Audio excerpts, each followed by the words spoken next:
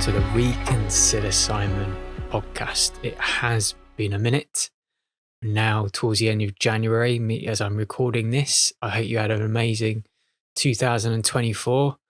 Good Christmas. Was New Year's a letdown, as it always is? Who knows? But it does feel like 2025, this year, something big is coming. I'm not sure what. Probably some kind of like shot element. But yeah, there's that quite crazy recent planetary alignment, I think, over last weekend, where around about 6 planets are all in a line. And apparently that's also going to occur in February and August as well. So it's a big fixture of this year and could be something to do with why 2025 is kind of so important. I'm not a big follower of astrology. I'm kind of learning more and more now. But it does feel that could be a representation of why things feel so heavy and why things are really starting to ramp up. Just off the bat, I've been speaking about how increasingly able to feel energy, a little bit woo-woo, but yeah, just finding it quite fascinating how I can kind of feel into things. And I just, what kind of concept can you feel into? And just, I'm just really testing the boundaries of this ability and just start to think, can I feel into particular date, an era. And I was just kind of really just feeling into the various months kind of coming up, and it all feels very intense. It feels maybe in May, slight bit more relaxing. But as you kind of go through from May, June, July, the pressure just feels even more intense. And then quite weird in November, I was like literally feeling into November of this year, and I was getting a headache. So I don't know if something's going to happen quite significant in November, and it's not really until 2026, like next year, things start to loosen off a bit. So yeah, I think it's going to be a big year for all sorts of reasons. Lots of big changes. I think some of them are going to be quite painful. Obviously, I've been dealing with various quite painful changes the last few years, and it's kind of changed me quite significantly, changed my life. So I think that's happening on the macro level, and also a lot of other people are feeling it as well, whether they're with their health or mental health issues or just general kind of lives falling apart as people are shedding essentially their old lives and shedding their old skins and kind of moving into a new era. And I think things are going to, look more and more dire in terms of circumstances. Already people kind of losing their minds a little bit. I'm increasingly sort of trying to detach myself from the kind of collective noise of the news, whereas generally always quite engaged with it. I would try and post up on Facebook. I'm really going to take a step back now because I think naturally people are going to wake up if they want to wake up. And I think the more and more you push humanity, the more and more you pressure them into a box, like it's happening in 2025. I think the net result will be that more people are going to wake up and start to come in alignment. But yeah, that's just my personal reading of the situation. I could get certain aspects wrong. But yeah, just overall in this podcast, I think the first half I'm going to be delving into the whole drone mystery that's been going on since I think about October last year, November, October. Very, very strange. Seems to predominantly been occurring in New Jersey in the United States, but has also had, very early on, there was lots of sightings around the UK, around some of air bases, American air bases specifically around East Anglia. And obviously I've done a lot of work to do with Rendlesham Forest and various other kind of UFO sightings, particularly around the 1980 era. So yeah, there's just a lot going on with these drones, just huge amount of different narratives flying around about what they are and what's going on. So I'm going to delve into that. And then the second part of the podcast is going to be senselessly indulgent. I'm going to be doing not a lot of navel gazing, whatever that means. I'm going to be staring at my belly button and just sort of talking about, I guess, spirituality, where I am at the moment, things that are happening. So yeah, if that doesn't really interest you, I guess you can just drop off after the drone story. But just before I get into the drone narrative and what's going on there, things have been stripped away from me. And although it's been particularly difficult, my perception has increased significantly. And I think that sort of tends to happen when people go through hard times. You have these spiritual developments, these personal developments through quite horrific experiences. And I'm starting to feel higher levels of energy, higher levels of love. So it's been quite profound. And I guess from an external societal point of view, I mean, I look like a mess from the outside. Everything's in chaos. But one thing that has really, really just ramped up and just has developed in quite profound and beautiful ways has been, my inner world. It's been so ripe and blossoming and just really been focusing on me and trying to look into particular traumas, patterns. And it's been quite useful living with family again because you can kind of see these generational patterns that kind of form and whether there's something I can do within myself to kind of heal that. So it's all very hippie and deepy stuff, but I think it's been quite important for me to look into. So I've been really digging deep into myself, but for me, just everything's just ramped up, like synchronicities, like the messages have been really, really quite profound and massive. And I'm just sort of connecting more online at the moment with really interesting communities. I'm just feeling a lot of kind of resonance with some of the people I'm connecting with at the moment. So that's been a really, really great aspect. But more on those spiritual messages later. Let's get more into the nuts and bolts of these flying things, these conspiracy theories of these drones that have been spotted swarming around predominantly military bases, again, particularly in the United States and New Jersey. So that's on the East Coast. So I assume that's quite a strategic place. Obviously, it overlooks the Atlantic. So if you're going to be flying to places like Europe and other areas beyond, then I guess those bases would be quite important. It's just been very, very strange. And I think you can look at this subject in a multitude of ways from, the very much the nuts and bolts aspects, but I'm also going to be diving into more of the spiritual messages, some of the spiritual talking heads who start to link some of these aspects of these drones to more extraterrestrial or, non-human intelligences in some kind of unfolding disclosure message. So I'm going to look at all aspects. And for me personally, I never really try and limit, what I'm looking at. I try to look at all angles of things. I mean, just because a lot of the time I just don't know. I think it's important to kind of look at all aspects. It could be all completely man-made and a humongous psyop, or there could be deeper areas to this in terms of, not being linked to human intelligence and could be extraterrestrial or interdimensional in some aspect as well. So I think it's important to kind of look at those potentialities also. But the first thing to say about this drone story is it is an ever-changing story. And in fact, it just keeps altering all the time. New bits of information pop out. And I'm sure as soon as I release this podcast that the information will be out of date and there might be something that will come out new in terms of our understanding of what's going on. But the whole drone aspect, actually, if you track it back, has been around for a number of years. There's been a lot of strange situations. Some of them I'm going to be talking about slightly later on. But yeah, in terms of this particular, narrative of drone sightings, it seemed to all really kick off the intensity anyway, around towards the mid to late November of last year, 2024. And I think firstly, they were probably spotted again in New Jersey in the United States. But then interestingly, they also reported on the 20th of November, apparently, around RAF Lakenheath, Maidenhall and Feltwell. And these are all US bases. So they're kind of British RAF, but the United States Air Force are set there. And there were various F-15E Strike Eagles. They were scrambled at the time to look into it, and slightly controversial, I guess, because, obviously this is supposed to be British sovereign land and you have American jets sort of checking out, what's going on with these drone sightings. And going back to, towards the end, I think April 2024, I visited Rendlesham Forest and all of these US air bases around the area. When you drive to Suffolk and East Anglia, it just becomes so obvious how much of a military presence there was and still is. I mean, a lot of the airfields are completely disused and not being utilized anymore, but you just drive around the landscape, this kind of military presence everywhere.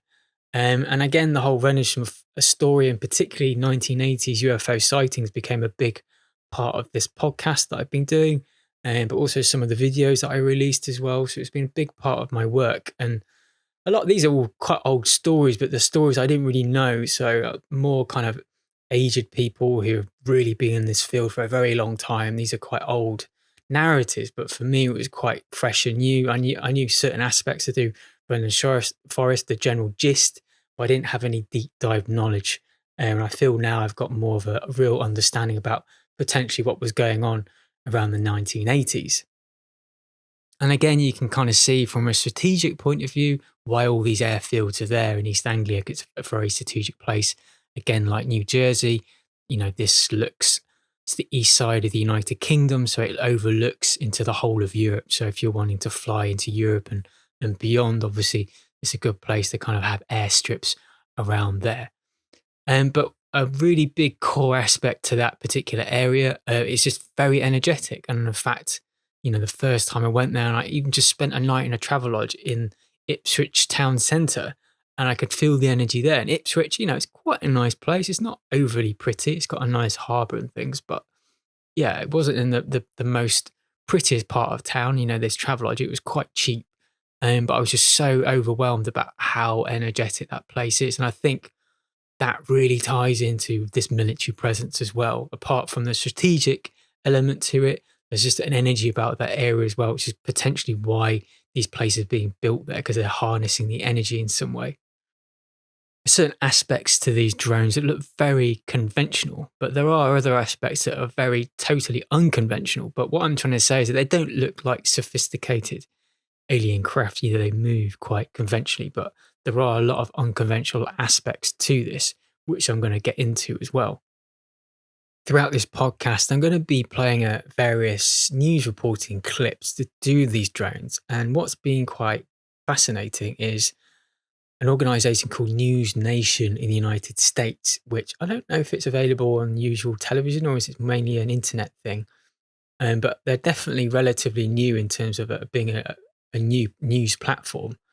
And it's just quite interesting how much the drone story is really being pushed by these guys. So if you do a search on YouTube, predominantly a lot of the news clips that kind of come up are from them. So yeah, it's just one thing I wanted to point out. But I'm going to play this first video, and it's more centric around the UK sightings of these drones back in November. And there are more questions than answers into mysterious drones spotted over U.S. military bases in England over the past several days. The U.S. Air Force says the drones have not impacted the bases or their residents, but it hasn't ruled out if they were sent by agitators. Let's get right to our News Nation special correspondent, Ross Coulthard. Ross, anytime we hear about something flying in a restricted space, it causes concern. Several drones spotted over 3 different military bases over several days. You posted on social media about those sightings. What can you tell us about what you've learned?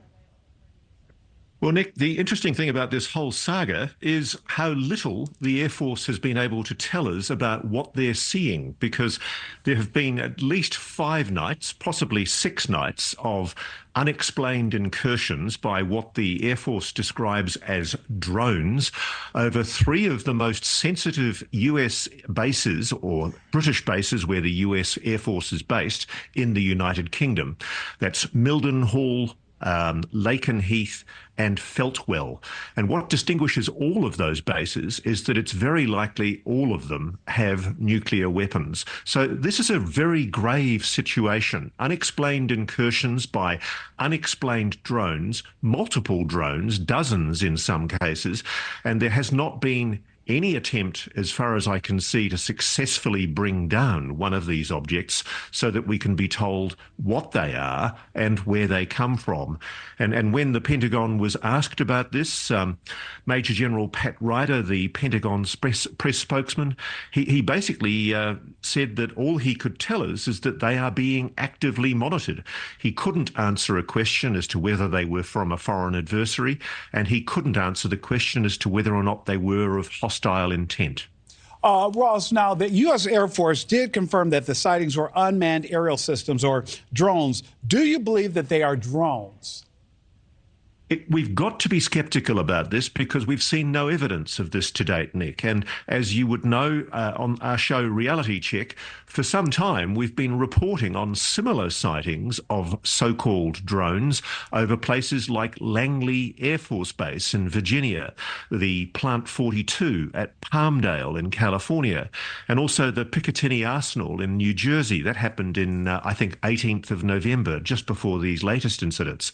Now we've got these incidents over the 3 Air Force bases in the United Kingdom. And in none of these cases have any of these devices, these alleged drones, been recovered. So I think we're entitled to be sceptical, and the public's allowed to ask questions. Why can't the Pentagon answer a very basic question? Why do they say these are drones, and where are they coming from? And can we be assured that they are not a threat? And speaking on the not a threat, so far, Ross, help me here, none of them have appeared to be hostile, but that still doesn't necessarily give everyone great comfort. Well, we deployed, if you remember, Nick, in February last year, we deployed F-22 fighters to shoot down what we were told were balloons flying over the continental USA. It's a very interesting situation that we know that fighter jets have been scrambled from some of these bases in the United Kingdom. They've been flying without transponders, so we haven't been able to track them to see where they're going and where they're manoeuvring. But there has been an air tanker refueling them, and they've been operating on afterburners.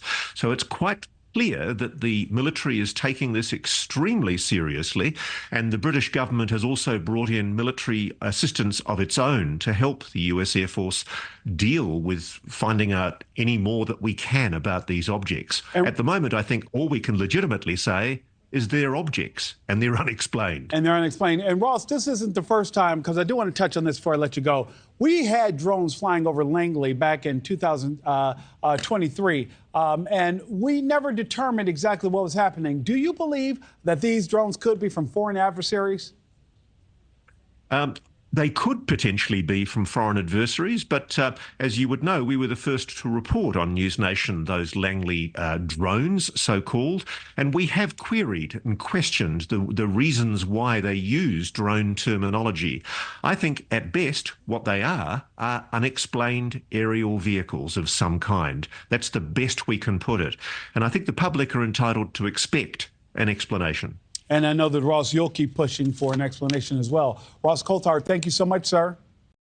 So there you go. Yeah, slight correction. It does seem that News Nation is available on various, normal television networks over there. And it's just, this Ross Coulthard individual, I think is special correspondent. He does seem to cover a lot to do with UFOs, particularly some of the Congress hearings that have had to do with UFO sightings and the military. He's very much involved in that. Very clear-spoken individual. But yeah, it's just fascinating how this is, I guess, like News Nation is kind of a mainstream light, it sort of does cover more controversial topics, but does really, really stick to the establishment line in many ways. So that's what was going on in the United Kingdom. And as I said earlier, I think some of the first sightings were really in New Jersey. So that's the East Coast of the United States, like slightly far out from New York. Never really been to New Jersey, been to New York before. But yeah, it wasn't just there. It seems to have other drone sightings in other sensitive sites across America, particularly New York, Ohio, Pennsylvania, Massachusetts, Florida, and even Canada as well. But this is really a global story as well. There's been other sightings, again, specifically around US air bases, and one particular one in Germany. I think it's called Ramstein. But there are other countries that I've found doing a bit of research. There's been drone sightings in Greece, in Romania, Iran, Lebanon, Myanmar, Thailand, Vietnam, Japan, Italy, Mexico, and even Georgia. I think, quite a few of those aren't going to be US bases. So maybe it's just going to be other sites that aren't US centric. So it's quite odd how this has been quite such a large global phenomenon, but it's very much particularly centered around New Jersey. And again, these are definitely not commercially available drones or consumer drones. I have a drone myself, and if you buy them, if you never had one before, it downloads basically maps where you're not allowed to go. There'll be restricted areas. So if you're trying to fly a drone next to an airport, or again, also a military base, it will prevent that drone from entering there. It'll be a restricted area. And these kind of restrictive maps, you're constantly having to download it as they kind of change and alter these restrictions. Another huge aspect to the story, particularly the United States, it's supposed to be one of the largest, I guess, maybe sophisticated, mainstream military forces in the world. Maybe China's up there as well. I don't know. But yeah, a lot of their counter drone security measures just aren't working. They have electromagnetic pulse devices, which I assume are shooting high voltage at these devices and able to disable them and lower them to the ground. They're just not working. So a lot of the conventional security measures for drones and stopping drones from going in certain areas just aren't operating correctly. And the physicality of some of these drones has been pointed out as being quite strange. They're the size of small cars, and they can even fly in very, very strong winds. So yeah, a lot of drones really, really struggle with even kind of commercially available drones, certain restrictions into certain wind strengths. But for some reason, these drones don't seem to be affected. Another aspect to this story is that they seem to have unlimited battery life, or whatever propulsion they use. They can just be up there for hours and hours and hours and hours and not seem to have any heat signatures. It's another aspect to the story. It's very, very strange. So I guess they're using kind of heat-seeking cameras, and they're just seeing no heat signatures coming out from these devices in the air. So this just point towards a potential, propulsion exotic technology that's either covert or otherworldly that is not, again, commercially available. One huge aspect to this, and again, there's varying degrees of out there stories to do with this, but they seem to react to people. So there's an element to this to do with consciousness and them wanting to be seen and wanting to be noticed. And, they're not flying covertly. They have flashing lights all around, like green and red flashing lights predominantly. Not particularly like the FAA, I think it is called airline flight. It's slightly different, but they definitely want to be seen. I think sometimes actually when some of the more official military aircraft comes close to them, like helicopters or some of the jets, they do seem to have evasive measures where they just seem to disappear and the lights go off and they're able to evade detection in some sort of way. But in terms of normal people, for some reason, they want to be seen by general people. If you do a lot, I use Twitter quite a lot. Some people might use things like Reddit or other kind of social media platforms, but I tend to use Twitter quite a lot, or just general internet searches, particularly using Yandex, which is the Russian search engine, which doesn't have so many restrictions and censorship like Google. Google's now pretty rubbish for searching for stuff like this. But we're now in the advent of AI in terms of, what can we really believe in some of these videos? So that makes it quite difficult trying to find sometimes genuine footage. And particularly now, everyone's engagement. So the most sensationalist the story is, people want clicks, particularly with Twitter, because the more views, the more clicks, more likes. If you're monetized on there, you're going to get money. So that's another incentive sometimes to have particular video clips and then pretend to say they're something they are when they're not. So that's another aspect. You have to kind of really dig quite deep to try and find some genuine footage. Another aspect of them, this is a huge psychological operation. That's obvious. So there's going to be loads of disinformation out there as well. And they just seem to flood the airways with some correct information, some wrong information. So it's all there really to muddy the waters. And they've done a fantastic job, as they usually do, because it is very confusing trying to find the wheat from the chaff. But some of the more wild out there videos and things, people disclosing about these drones, where drones have been interfering and tuning into people's radios, car radios. That's been some stuff that I've seen. I've also seen military conventional aircraft look like they're shooting at these UFO or drone type devices from a distance with little or no effect. And again, I just don't know if some of these are genuine. But there has also been stories of drones being slightly telepathic. So these, again, more wilder stories and people, truly believing that they notice the drones and the drones are kind of reacting to their thoughts, their consciousness. So there's another really strange aspect to these drones. But again, can we believe it? I don't know. Another aspect to this whole story is the terminology, the language. Everyone's calling them drones because it automatically denotes it's being human derived. it sort of downgrades the intrigue a bit because it feels more conventional. They're not using things like UFOs or UAPs. That's not part of the terminology. And to be honest, if you do look some of the videos, they do look quite standard. So they don't, again, look too otherworldly. But there's a lot of stories in terms of potentially, what is a drone? It's an unmanned craft. So it's not being driven by a being or a human actually inside the craft itself. It's being remotely operated in some way. And there's been some suggestion, particularly there's been sightings of, swarms of these drones and how maybe it's AI operated in some way. So that's another aspect to the story. And then looking at the overall coverage of this thing, there was a slight flurry of coverage of the drones, mainly by tabloids, I think, in the United Kingdom when they were first seen in November, but then they kind of died away. But the drone story's really taken a lot bigger hold in the United States. So I guess they're seeing the majority of the sightings. And at the time, Biden was still in office. The White House there was largely playing down the drones completely, and even the Pentagon. To the point of view, it just looked like an obvious lie. A lot of officials were caught on camera saying, no, this is Russia, China, Iran. One, I think it was a Republican senator was saying this is actually an Iranian mothership off the east coast of the USA. And it was really just playing to that whole war narrative, particularly Iran, because we had that recent invasion of Syria.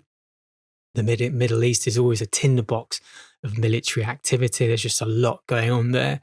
You can there's a lot of research out there and evidence to see that a lot of these countries in terms of Iraq and Iran and Syria, it's been on the cards for regime change and to be invaded, decades ago. So it's just really just playing more into that whole playbook of invading these countries and taking them over, taking their resources. And again, there could be deeper reasonable, esoteric reasons why these countries have been taken over. But it just seems to be a big wet dream of a lot of kind of mainstream politicians, particularly in America, the whole sort of neocon thing of wanting to have regime change and taking over Iran. So again, some of these stories play into that warring narrative.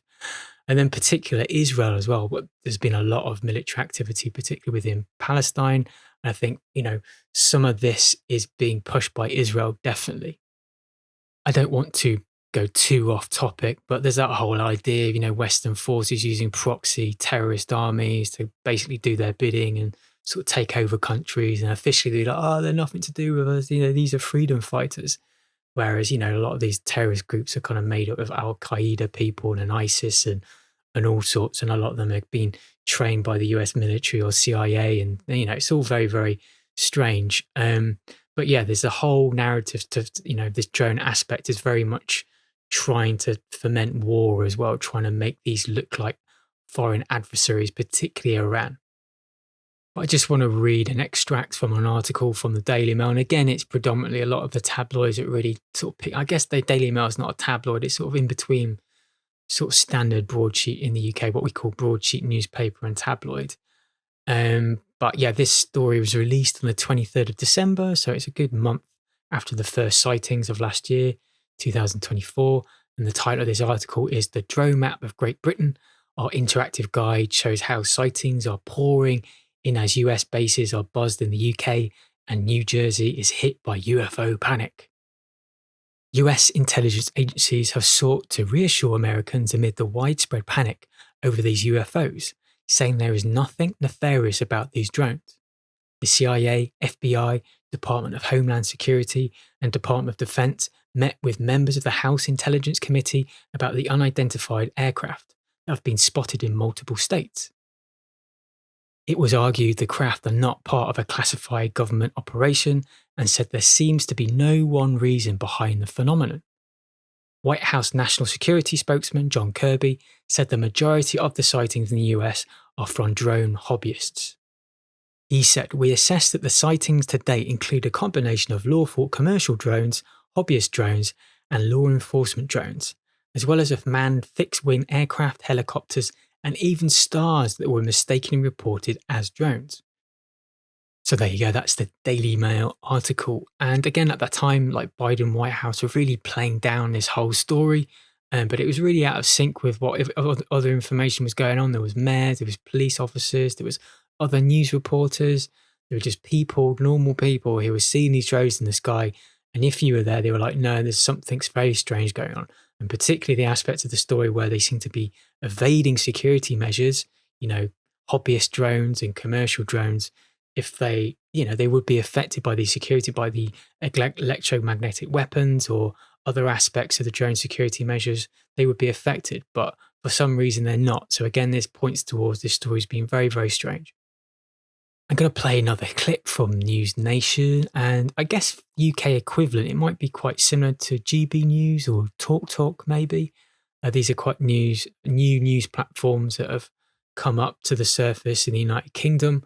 And I think a lot of people have said this, and I tend to agree, but I think the establishment realise that have really burned some of their larger brands of information like BBC or CNN or The Guardian. People very, very suspicious now, I think, sometimes of the mainstream news in certain sections of society. So I think there's been a push to kind of create new news platforms that maybe report a little bit of truth, but kind of hold back. They're still sort of establishment to a degree, and still propaganda to a degree, but it's more of, I guess, like a pressure relief valve, so people feel like the truth is getting out there. Anyway, here's the next clip. Former Governor Larry Hogan shot this video last night. These lights over his hometown in Davidsonville, just 25 miles from the nation's capital, as he pointed out. And then there's this. I've never seen them. Wow, they just passed each other. Yeah, I've never seen them before. New Jersey Senator Andy Kim shared this video of drones he shot yesterday. Federal authorities insist most of these sightings are actually legally manned aircraft. But Senator Kim says he checked a flight tracker app while capturing this video and that the devices he was capturing were not on it. The sightings are happening near LaGuardia Airport, too. Officials say they received unconfirmed reports of drone activity over that busy airport. As for numbers, the FBI says it's received more than 3,000 tips from the public about drone sightings going back to November 18th, all over New Jersey. Since then, there's been an average of 92 sightings per night and expanding across half a dozen states. In a joint statement, the FBI and Department of Homeland Security said, quote, "We have no evidence at this time that the reported drone sightings pose a national security or public safety threat, or that they have a foreign nexus." Lawmakers, however, aren't buying it and are pushing for answers and action. Senate Majority Leader Chuck Schumer and 2 other senators wrote a letter calling for a briefing with the FBI and Homeland Security. While in Connecticut, Senator Richard Blumenthal says the devices should be shot down if they can't be identified. And we've learned that House Speaker Mike Johnson did get a federal briefing on the sightings, as have Senate staffers in a few select offices. But other than that, there's been very little transparency. So what's going on? Is this some contagious mass hysteria? Or are people really seeing something that our government cannot identify? Our own Rich McHugh went out drone hunting in New Jersey. He did not come back empty-handed. Rich, tell us what you saw. Hi, Elizabeth. Well, I got to be honest here. When this story first came out a few weeks ago, as a resident of New Jersey, as a journalist, I didn't pay it much credence. I thought it would turn out to be a bunch of pranksters and this would all be over by now. The experience I had last night, however, changed the way I feel about this story completely. What I saw was more sophisticated than I ever imagined. Take a look. 1, 2, 3, 4, 5, at least 5 lights, 6 lights. I didn't believe what I was seeing. But what was I seeing? We're here in central Jersey. We've been looking for the past hour. I think we've seen about 40 or 50 of these drones. In fact, there's one over my shoulder right there. One after another, these drones appeared in the night sky. If you look real close, they look like fixed-wing aircraft, about 8 to 10 feet wide, colorful, white blinking lights. That is not a plane. Definitely not an airplane, but what was it? Hours earlier, I was invited to join the Ocean County Sheriff Department. They launched their own drones to see if they could intercept the mysterious aircraft New Jersey residents have been reporting in recent weeks. The department says these mystery drones evade detection because they don't give off heat like regular drones. Why do you think that is? We don't know. It's just something that we haven't, it's not something that we've had our hands on. It's not something that we've experienced. Something they hadn't experienced until now.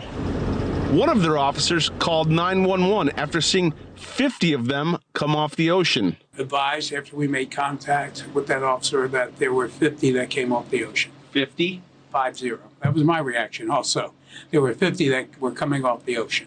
And this is a sworn officer? A sworn officer, yes. We contacted state police, we contacted the FBI, we contacted the Coast Guard, at which point the Coast Guard went out with their boat and they reported seeing 13 following their boat. And then the Coast Guard also advised that they went over them about 300 feet and had a wingspan of about 8 feet. I see one right here. Did I see the same thing that officer saw? I'm still not sure. What I can show you is this video. What I can tell you is I've never seen anything like it before. Wow. In more than a month since these reports started, the federal government doesn't know what they are either. What's your message to the White House? My message is come to the Jersey Shore. I know it's wintertime, but come see what we see, and then, maybe have a better appreciation for why our residents are concerned. The Ocean County Sheriff, that drone unit, they have an industrial grade drone. They put it up. They were tracking one of these drones, Elizabeth, and they said this thing easily evaded them, disappeared out of thin air. So, to me, it's if this is not our military, then it's even more scary, and we need answers, frankly. I think there's a good aspect to that news clip. When people are on the ground, you see something out of the ordinary, you know it. There's a real problem sometimes when you try and capture it on your phone. It never really does it justice. And then these clips, videos that they've got, it does really look very, very conventional. So if you're kind of watching this, you didn't have an open mind, it'd be very, very easy to discount it. But I know myself, I've seen some quite extraordinary things in the sky. And you try and take a video of it and it just looks like a star and it could look like a plane. It's just very hard. I know it's a big criticism of people because people are like, oh, everyone's got HD cameras on their phone. Should be, if there is a UFO, it'd be easy to take it. It's not that easy because you got to keep it really, really still because these objects can be quite high in the sky. A lot of the time it's nighttime as well. And, camera phones are really good when you're taking pictures of people so they're close to you, but objects are quite far away. They're not that great. The lens isn't that great. So yeah, there's a real disconnect sometimes in convincing people because of some of this footage, and you really need to be there. And what's fascinating, you have that news reporter or particular mayors or police officer of being skeptical, but actually when they experience it, they're like, no, something very strange is going on. So I'm going to play you another clip now. This is basically roughly a month ago. This is while Trump was still waiting to see if he was going to be the new president. The Biden White House at the time were just completely just rubbishing the whole story, like saying it's a nothing ball, there's nothing there, it's just hobbyists, it's just commercial drones, blah, blah, blah. And this was Trump's response at the time. Can you comment on the drones that are flying around New Jersey ports? It seems like the American people have a big disconnect. The government knows what is happening. Look, our military knows where they took off from. If it's a garage, they can go right into that garage. They know where it came from and where it went. And for some reason, they don't want to comment. And I think they'd be better off saying what it is. Our military knows and our president knows. And for some reason, they want to keep people in suspense. I can't imagine it's the enemy, because if it was the enemy, they'd blast it out. Even if they were late, they'd blast it. Something strange is going on. For some reason, they don't want to tell the people, and they should, because the people are really, they happen to be over Bedminster. Want to know the truth? They're very close to Bedminster. I think maybe I won't spend the weekend in Bedminster. I've decided to cancel my trip. Have you received an intelligence briefing on the drones? I don't want to comment on that. Have you been? Do you have any reason to think they're a threat? Trump's analysis at the time, I tended to agree with. And, they would, without a doubt, know where this technology is coming from. They would know what it is. They would know all of that. It wouldn't be any kind of big mystery. There's evidence that they can literally hear people speak in the middle of nowhere in a street, without any phones around them or anything, other listening devices, potentially. Satellite technology is that sophisticated these days that they can listen into anywhere. So the idea that they were like, oh, sorry, we know what they are, is just complete bullshit, really. And again, I'm recording this the end of January. It appears that Trump's approach to this whole subject has completely changed. And there was, I don't know if it was this clip or another one. I think it was maybe a slightly longer one of this particular interview, but he did claim at the time that when he's in office, literally the next day, he's going to tell the American people what this is. And it seems like his tune slightly changed on that. He has divulged what they are. Going to get into that later, but it's very much just towing the same line that the Biden White House were telling as well. So there's been no real change in the narrative. Around that time, as these drone stories are really popping off, particularly on Twitter, there was a lot of stories that just took over the Twitterverse, talking about how some of these drones were actually sniffing for dirty nuclear bombs that were missing, that were stolen. I think maybe it was from Ukraine or something. And so it just really ties into, again, that whole war narrative. But amongst the whole traditional drones, like I was perceiving this as being potentially like a classified drone program that's being, shown to the American people, shown to the world for some particular reason. But is there something else going on? And it just feels like genuine UFO activity is really, really ramped up. And people are starting to see more things. And I think there's been a real rollout, again, of more news stories. There's just a bigger movement of people that are interested in UFOs. And even, you got people, a lot of the podcasts are sort of talking about this whole subject, and some kind of mainstream comedians. I know in America, I think it's like David Spade and the other guy who's been in Wayne's World, Dana Carvey, they have a podcast and they've sort of been interviewing Dr. Stephen Greer quite a lot. So this has been really pushed from the shadows into the mainstream. And as a result of that, people are starting to look up, and most people are just like, unconscious robots. They just go from one thing to another, not really consciously thinking, and they never look up. I'm always looking up and I'm always seeing quite amazing things. And I think that's also a reason why potential UFO activity is going up, because it's always been there. It's just people maybe are noticing it more, and there's more stories about these sort of things. And this brings me to the whole psychological element to this. And it feels like really launching a test to sort of gauge public responses, react to this, what happens, how do they react, what news stories come out, what do people say? And again, going back to kind of the whole COVID situation, you have, different countries having different kind of COVID responses. And again, I think it was very much, it was a simulation for them. They were just seeing, okay, this country did this way, people reacted this way. It's just all data. It's all about collecting data. So without a doubt, the drone story, they will be, just seeing what happens. How do the newspapers react? How do politicians react? How do normal people react? What happens with kind of the alternative media? What happens with them? But I think there's a whole aspect to this in terms of just mudding the waters, just kind of filling the airways again with truth and lies. But amongst all of this is a whole, thread about suppressed technology. What are these? Because from my point of view, maybe my first instance of, they're definitely, I thought at the time they weren't non-human origins, but they were definitely using a suppressed technology. And this all ties in the whole idea of like, free energy and exotic propulsion, which really we should all have access to now. My main theory is something is unfolding. I mean, there's been a whole aspect of the whole disclosure movement where they set up all these groups and these various kind of whistleblowers, and they're having Congress hearings in America, and certain, big broadsheet newspapers in America are taking it quite seriously, like the New York Times. So maybe this sort of plays into that whole unfolding of a controlled disclosure. I mean, I could be wrong, but there's a lot of mudding the waters out there.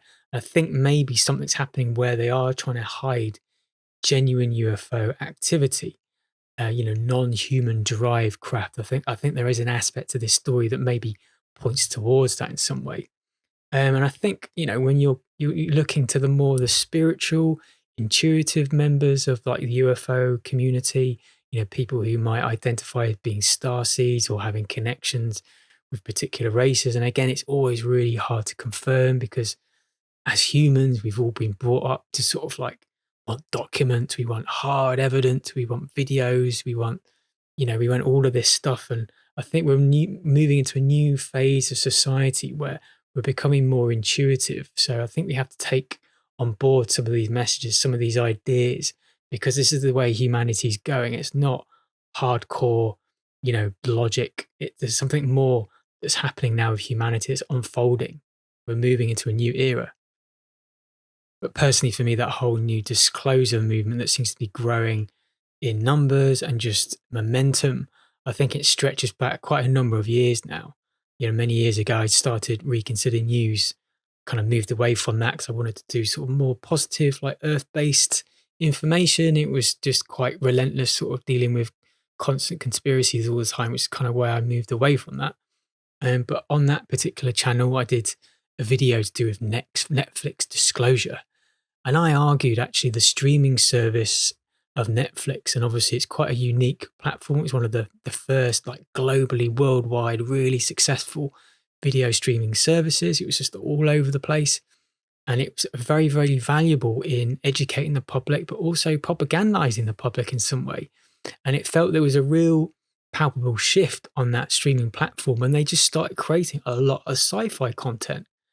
And I remember at the time when I made this video, I was listening to an interview by an individual called Grant Cameron, and he's a veteran, old-time Canadian UFO author and researcher, and he's been around since the mid-1970s. And he said actually about 6 or 7 years ago, something shifted in the military and the intelligence community. And he said it felt like they were rushing to get ahead of something. What that something was, I don't know, but it felt like there was some sort of deadline, like something was going to unfold, particularly to do with, disclosure and the idea that we're not alone in the universe, or there's other dimensions and things. And it felt like to him, something happened. And so that's when you get a lot of sci-fi content. This is my own personal reading of the situation on Netflix. And also you have Tom DeLonge, who used to be, he still is, I think, guitar member and lead singer of Blink-182. And he teamed up with, it's a strange situation, really. You think about it, but former CIA and scientists, and they created this thing to the Stars Academy. And that was all about discussing some of these ideas. And at the time, I think they were talking about creating their own exotic propulsion craft, but it was very much a controlled disclosure of sorts. It was all, former CIA scientists. And in the end, the whole thing, I think, fell apart. There was a lot of debts on their sides, but you get individuals like Louis Elizondo, and I think he's an offshoot of the whole ATIP program. And to be honest, I zoned out of all of that because, when I sort of came up with my awakening, probably about 2016, I was sort of learning about all of these whistleblowers and talking heads and authors and researchers that go back, as far as like the 60s and 50s. And it just feels like this whole new breed of disclosure. They just completely discounted all the old experiences, all the old research. It doesn't exist. It's all this is year zero in terms of disclosure. And so it's all new people. So I was very, very suspicious. So it was a part of me that kind of paid slight attention to it. But I wasn't really deep diving into it because from my point of view, I thought, well, this is a bit of a controlled narrative in a way. So it feels to me like maybe this drone aspect really kind of ties in to this, I think. And again, last year you had a lot of congressional hearings, like I mentioned, in the US with various intelligence operatives and pilots who were sort of talking about, some of the sightings they had, some of the whistleblowers that they'd spoken to. But they were really reframing the UFOs as being this military threat. So again, it's this big warring narrative. And again, it's just very disingenuous thing of saying, oh, we haven't reverse engineered anything. We don't know what they are. And it's just like, again, bullshit. Sorry for swearing, but you've got so much evidence, probably stretching back 100 years of what's been going on. They know full well what's going on. Maybe not the people talking at these congressional hearings, but they probably have a huge, interacting with various beings, reverse engineered crafts been going on for decades. And to sort of sit there and for these establishment figures to say, oh, we don't know what it is, I just don't believe that. And this is another reason why I really sort of zoned out of this whole like new disclosure movement. I know at the time before Twitter turned to X, UFO Twitter hashtag was quite a popular hashtag, and there was lots of people that got quite prominent in their accounts, and they had lots of excitement to do these congressional hearings. And it was just, for me, it was just a big nothing burger again. I guess there's a little bit of truth kind of came out. It was kind of pushing a little bit into the light. And I guess that's always to be applauded, but it's not enough for me. It's a more of a personal perspective, really. Yeah, and I think that's important for me to point out. I mean, again, I could be completely wrong in decoding this, but yeah, that was some of my frustrations with some of the disclosure hearings and that whole movement, really. It's just a real much a limited hangout, and the drones is just another offshoot of that. But this whole strange drone activity, I think, stretches way back. And I was watching a video by Richard Dolan, and he was going through, some drone stories of various military bases and also commercial airports around the world. So it's not a new thing. And there's one, I think I was actually living in Brighton at the time. There's one story that really sticks in my mind, and it was 2018. And I think it's around about the 18th of December, the 21st December, around Christmas time. And Gatwick Airport's obviously a really, really busy time, slightly before Christmas, and hundreds of flights were cancelled over those few days because there was a drone or a couple of drones the authorities said there were drones interfering, they were in the way, so it grounded all aeroplanes.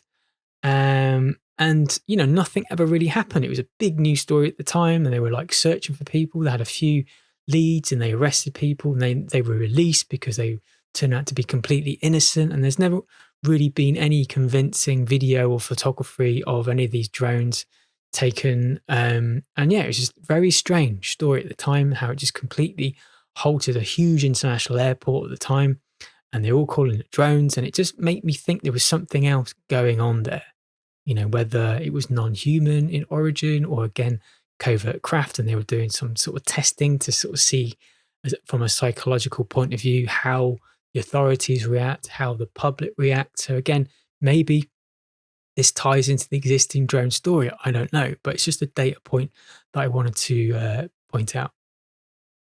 But there are some very strange videos and also strange testimonies from people where people are saying that these craft kind of looks like a plane and then it merges into other shapes. So in some ways they look conventional, and then they sort of completely change into something else.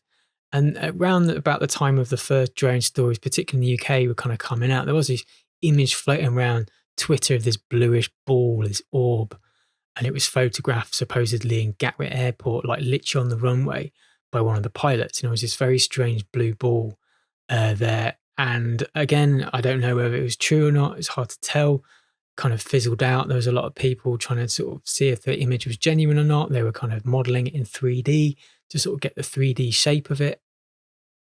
So again, that could have been genuine, or it could have been a hoax, just muddying the waters. But there is aspects of the story that, that idea that they look conventional, but actually they're not, because they're sort of merging into other shapes. And so you could start to look at it that maybe it is, non-human craft, and they're taking familiar forms, so not to scare people, and then merging into other shapes to sort of jolt people's consciousness to go, oh, what's going on here? So that's another way to view this whole thing. I mean, again, might not be true, but I think it's definitely quite valid to kind of think about these things. And so, I have thought maybe the sophistication of these drone sightings, maybe they'll start to ramp up in some way in sophistication as people get more and more acclimatized to it. So that's something I've been thinking about. Of course, there's a lot of people saying this is the start of Project Bluebeam, which is the idea of fake alien invasion being the sort of last card of the global controllers as they lose control of the earth, and that's their last card. War doesn't work, scaring people with pandemics doesn't work, so alien invasion is literally the last one on the card. So yeah, again, that could be potentiality. I don't know. So they could be, maybe, I don't know, projecting craft in the air so they look real, but actually they're not. They're just a projection from particular satellites. I don't know.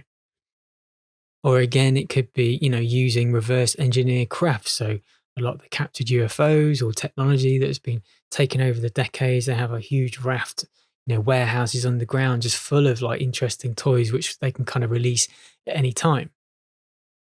On this whole, drone stories, I was actually looking at various clips on YouTube and some of the news reporting at the time saying, I know a lot of the drone activity sort of died down. And what was quite interesting was actually then going into the comments, and a lot of people saying, I live in this area, it has definitely not died down. In fact, it's ramped up. So maybe there's a disconnect between what's actually being reported and actually what's happening on the ground, because people had a completely different story. A lot of the clips have been from this News Nation, more of a mainstream news source, but I've now started to veer into more fantastical woo-woo areas. And I think it's important to kind of think about that. So I'm going to bring in sort of quite sort of out there information. I've referenced him a few times before, never quite sure what to make of this individual. This guy on Twitter called Cab. He claims that his mum has a telepathic communication with Palladians, and so he discloses a lot of information through that channel. And actually, I do get quite sucked into some of the information. It's quite fascinating, and some of the stuff does resonate sometimes, but obviously I have no idea if this is true. This is like a faceless Twitter account. Also, there's a whole thing about channeling, really, what are you channeling? So can it be believed? So there's that whole kind of conversation as well. But I think it's quite prudent to maybe just consider these things. And he just proposes basically that all of these drone sightings is a disclosure that's been initiated by the Galactic Federation. So this is idea that you have a collection of beings that have this huge federation. They all have humanity's interest at heart. And so this is the process of just hoping for humanity to wake up. So there's just one step in that process.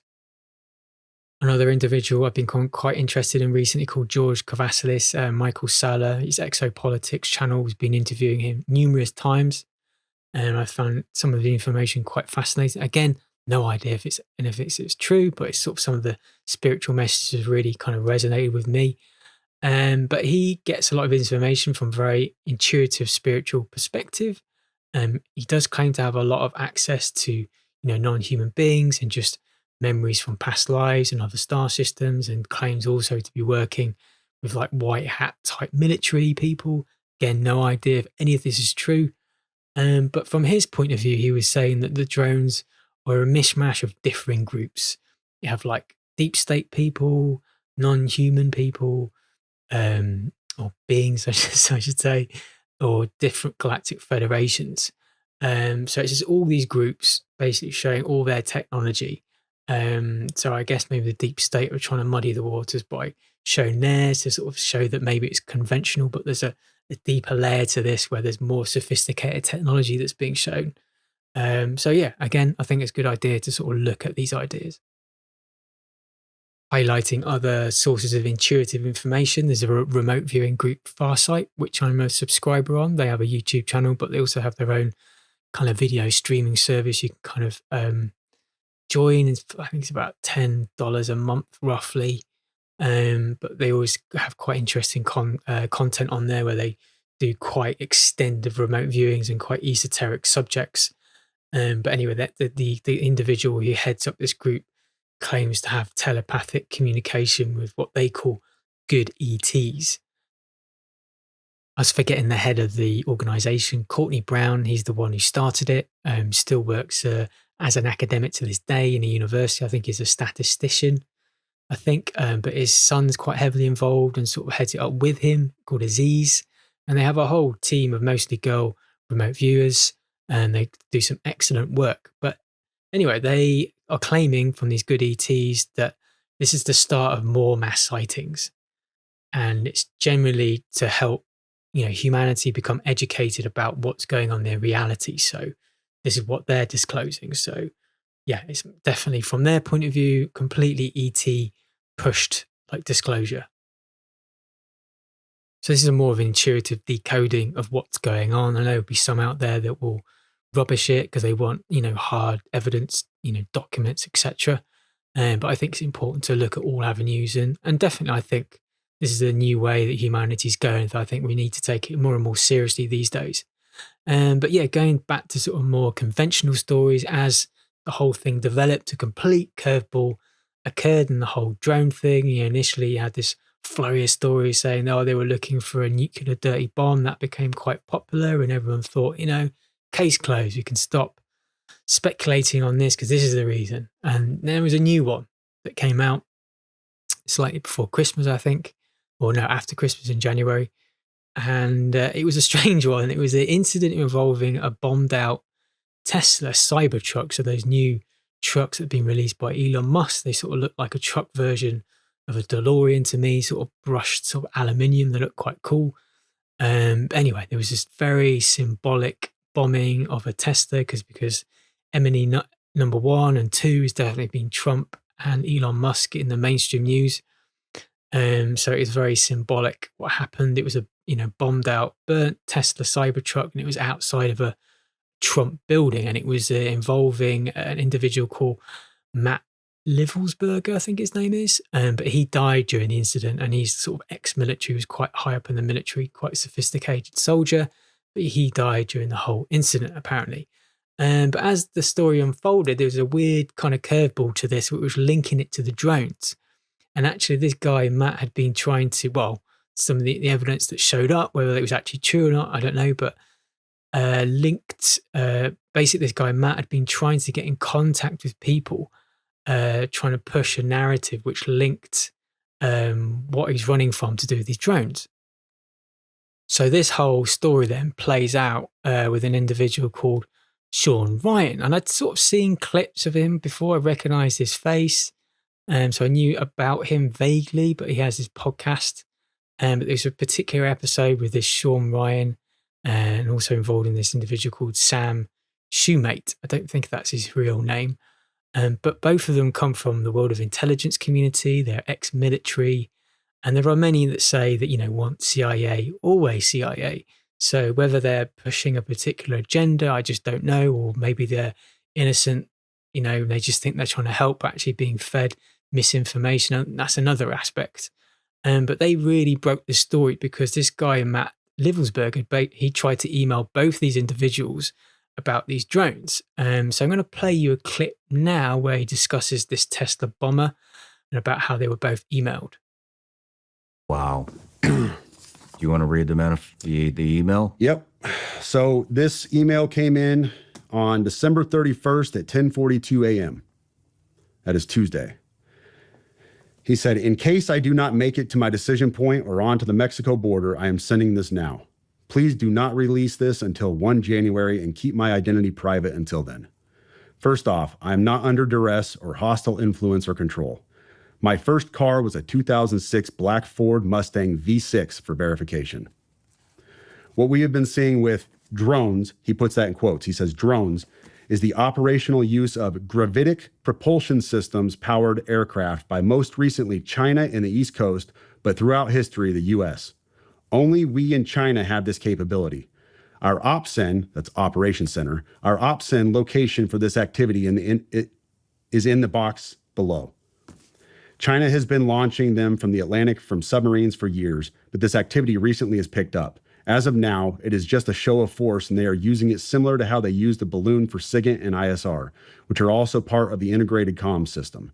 There are dozens of those balloons in the air at any given time. The so what is because of the speed and stealth of these unmanned aircraft. They are the most dangerous threat to national security that has ever existed. They basically have an unlimited payload capacity and can park it over the White House if they wanted. It's checkmate. U.S. government needs to give the history of this, how we are employing it and weaponizing it, how China is employing them and what the way forward is. China is poised to attack anywhere in the East Coast. I've been followed for over a week now from likely Homeland or FBI, and they are looking to move on me and are unlikely going to let me cross into Mexico, but won't because they know I am armed and I have a massive V-bid. Let me pause right there for a second. So he says a massive V-bid. When I was talking to the FBI yesterday, they didn't know what a V-bid was. I had to explain what that acronym meant, literally. You fucking serious? Dead serious. I said it twice, and he goes, you said that word V-bid. Can you tell me what that is? For your audience, a V-bid, for your audience who has not been in the GWOT for the last 20 years, a V-bid is a vehicle-borne improvised explosive device. In layman's terms, a car bomb, what we saw at Trump Tower. So, backing up, he says, I am armed and have a massive V-bid. I've been trying to maintain a very visible profile and have kept my phone, and they are definitely digitally tracking me. Here's where he gets into the other stuff, and this is where we had to redact the names. Well, your producer redacted the names. I have knowledge of this program and also war crimes that were covered up during airstrikes in Nimruz province, Afghanistan in 2019 by the admin, DOD, DEA, and CIA. I conducted targeting for these strikes of over 125 buildings, 65 were struck because of civcas, that's civilian casualties, that killed hundreds of civilians in a single day. U.S. FORA continued strikes after spotting civilians on initial ISR. It was supposed to take 6 minutes and scramble all aircraft in CENTCOM. The UN basically called these war crimes, but the administration made them disappear. I was part of that cover-up with U.S. FORA and Agent Redacted of the DEA. So I don't know if my abduction attempt is related to either. I worked with Redacted IO staff on this as well as the response to Bala Murghab. Redacted commander at the time, Redacted can validate this. You need to elevate this to the media so we avoid a world war because this is a mutually assured destruction situation. Then he says, for vetting, my LinkedIn is Matt Berg or Matthew Livelsberger, an active duty 18 Zulu out of 110, that's 1st Battalion 10th Special Forces Group. My profile is public. I have an active TSSCI with UAP, USAP access. What is USAP? Do you know what that is? I don't know what that is. But I checked his credentials on LinkedIn. So that was the first thing I did. I went to his LinkedIn page. First thing I noticed was all of his bona fides were in place. He has all the UAS training from USASOC and everything else. And so I said, okay, at least the guy knows what he's talking about with drones. That was a very rough dig into the guy. But my issue was I couldn't validate or verify any of this information. And I told him that.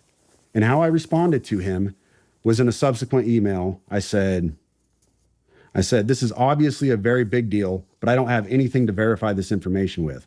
Talking about gravitic propulsion systems without evidence just makes me another UFO talking head.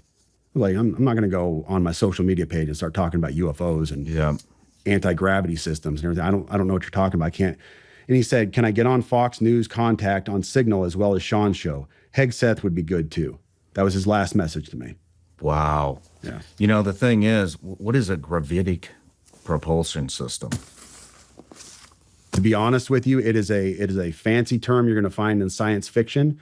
You won't find it in any, as far as I know, you won't find this in any kind of official manual or, scientific research. This is all science fiction.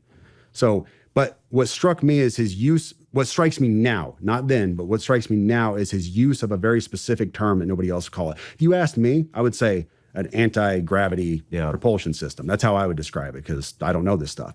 He said gravitic propulsion system. We looked that up last night too, and all we could find was same thing, science fiction type stuff. But, there are some things that line up. One is, like I had mentioned, well, let's talk about the guy's story. Obviously, he had a VBID.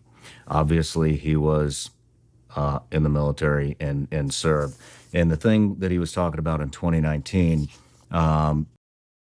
For me, this whole side quest of the drone story, this feels like a deflection. It doesn't feel like it's true. It just buys into that war narrative again. The fact that it's like these are Chinese drones, it's sophisticated technology. I'm not really buying that. So again, don't really give this too much credence, but I wanted to highlight it all the same because again, it's another aspect of the story. It just really blew up. And I was like, oh, this is the reason why it's happening. And it sort of dies down again and people have got more questions. But yeah, in terms of like China and technologies like really ramping up generally, what's fascinating that China recently released its own AI tool. What's it called? DeepSeek, I think it is. And I've only used it briefly, but yeah, so it's just a quicker version of ChatGPT, which I also use.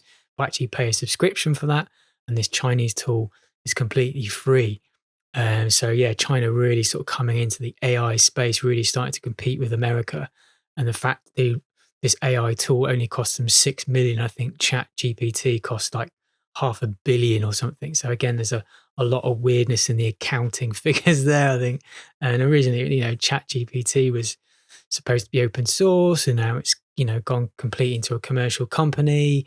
And there's been a weirdness of one individual who was trying to blow the whistle on safety measures and he mysteriously died. So there's just a lot of weirdness going on in the AI sphere at the moment. But again, I think without a doubt, 2025 is going to be pretty fruity, spicy.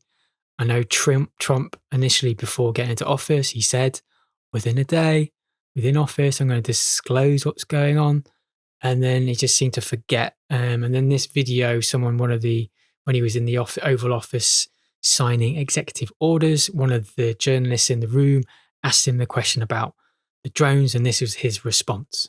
This next one, sir, is a declaration of a national energy emergency. So you also That's a big one. You know what that allows you to do? That means you can do whatever you have to do to get out of that problem. And we do have that kind of an emergency. President Trump, at some point will you use your powers of the presidency to tell Americans who are concerned about drones? Yeah, oh, good. Yeah. Exactly I will. Can you tell us now? In fact, I'd like to know because I just got here. What do you think? I just came here. I've been here for what, 15 minutes now. Do people listening, because this is going out live. And I got to read this letter too. Because of you, I found this letter.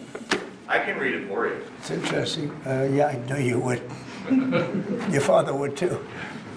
But is it anything, these drones, is it anything that people need to be worried about? No, I think it's terrible. I would like to find out what it is and tell the people. And can you commit to some kind of... In fact, I'd like to do that. Could we find out what that was, Susie? Okay? Yeah, why don't we find out? Immediately. I mean, I can't imagine it's an enemy or there would have been, people would have gotten blown up all over. Maybe they were testing things. I don't know why they wouldn't have said what it was. They had a lot of them flying over Bedminster, which is interesting, right? As you can see, looks like he's going to disclose something interesting. He has to remind one of his staffers to, release an official statement. So things still look kind of promising. And it was, I'd pretty much written the script for this podcast, and then, suddenly the whole narrative changed. So then I had to sort of rewrite certain aspects to it. And that's another aspect to this thing where it's just constantly changing all the time. So again, maybe once I release this, something else would have shifted. But there was a really fascinating video just on that whole kind of tension between a nuts and bolts craft and something more spiritual, more beyond that. There's a video involving the mayor of Belleville in New Jersey again. So again, the hotspot for all these drone activities. And he's talking about something quite mad on this News Nation Quick. He's talking about orbs merging into conventional craft. So take a listen. Joining me now is the mayor of the township of Belleville, New Jersey, whose town had several drone sightings, Mayor Michael Melham. Mayor, thank you so much for your time on this. Before we talk about the president's actions, what is the latest on the situation there in Belleville? Are there still reports of these drone sightings? Thank you for having me. So absolutely. I mean, all over New Jersey and even Long Island, I'm getting reports from videographers that are stationed right at the water there on Long Island, seeing them come over from what he says is New Jersey. Here in New Jersey, we're about 500 mayors strong. We are still waiting for answers because our residents are still gravely concerned over what's flying just over our homes. Absolutely. And we know that the president wants action. For anyone who missed it, let's listen again to some of what he said. This is from the Oval Office on Monday. I would like to find out what it is and tell the people.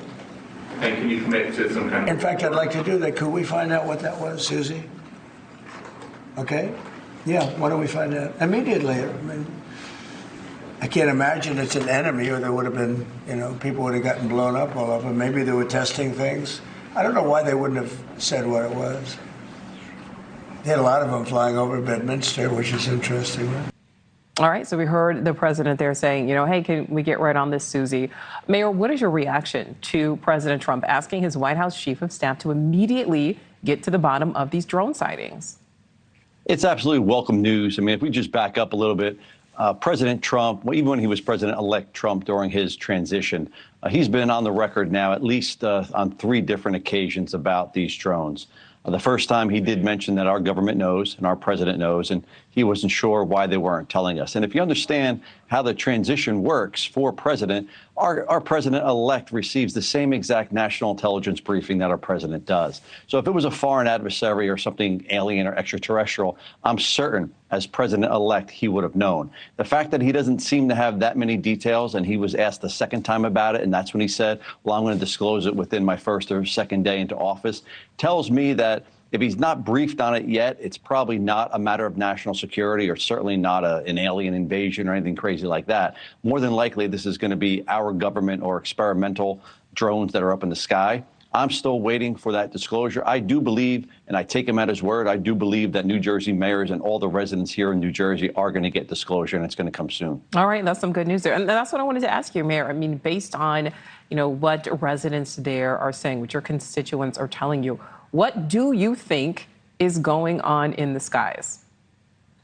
I mean, it's tough. Every time I see a video, my opinion seems to change. I mean, I've recently been watching and spent some time with the videographer out of Long Island. I mean, he has orbs, these glowing orbs of light on camera that as you watch them right before your eyes, they seem to transform into a mechanical drone. So I've actually watched it myself where these orbs are glowing balls of light, different blinking lights all over the place. And as it gets closer to you, you actually see it transform into a drone. Whether it's a drone from the beginning and it's being obstructed by bright light, I can't tell you, but it is cause for concern. We have looked at flight tracker data. We don't see any airplanes in the skies. These things are absolutely some kind of phenomenon that's happening just over our homes. We need answers and we need them quickly. Yeah, that's so important to note that, you are looking at flight tracker data and not seeing records of this. So, Mayor, are you confident that we will start to get some definitive answers, whatever those answers may be? I believe we're going to get answers. Calls for speculation as to whether they're going to be definitive answers or not. Yeah. I do take the president at his word. I do think that we are going to get some kind of disclosure. I've listened to government speak. I've listened to our state, New Jersey, speak. I've listened to the federal government speak, and they've been very specific at times. They've said things like, it's not our DOD, it's not our Homeland Security. And I've learned, in being in this business for a while, that when government speaks very specifically, listen to what they're not saying. So when they say it's not DOD and it's not Homeland Security, they're not saying it's not a private contractor. They're not saying a lot of different things there. So they're giving themselves some plausible deniability when they say things specifically like that. However, I'm still fairly sure that this is probably going to be our government assets. As the president said when he was president-elect, and even now, if it was a foreign adversary, I'm almost certain with $1 trillion military budget, we'd be able to take these things out of the sky. The fact they're not coming out of the sky and we keep seeing them, I truly believe that we will find out, whether it's sooner or later, that it is probably some kind of government asset.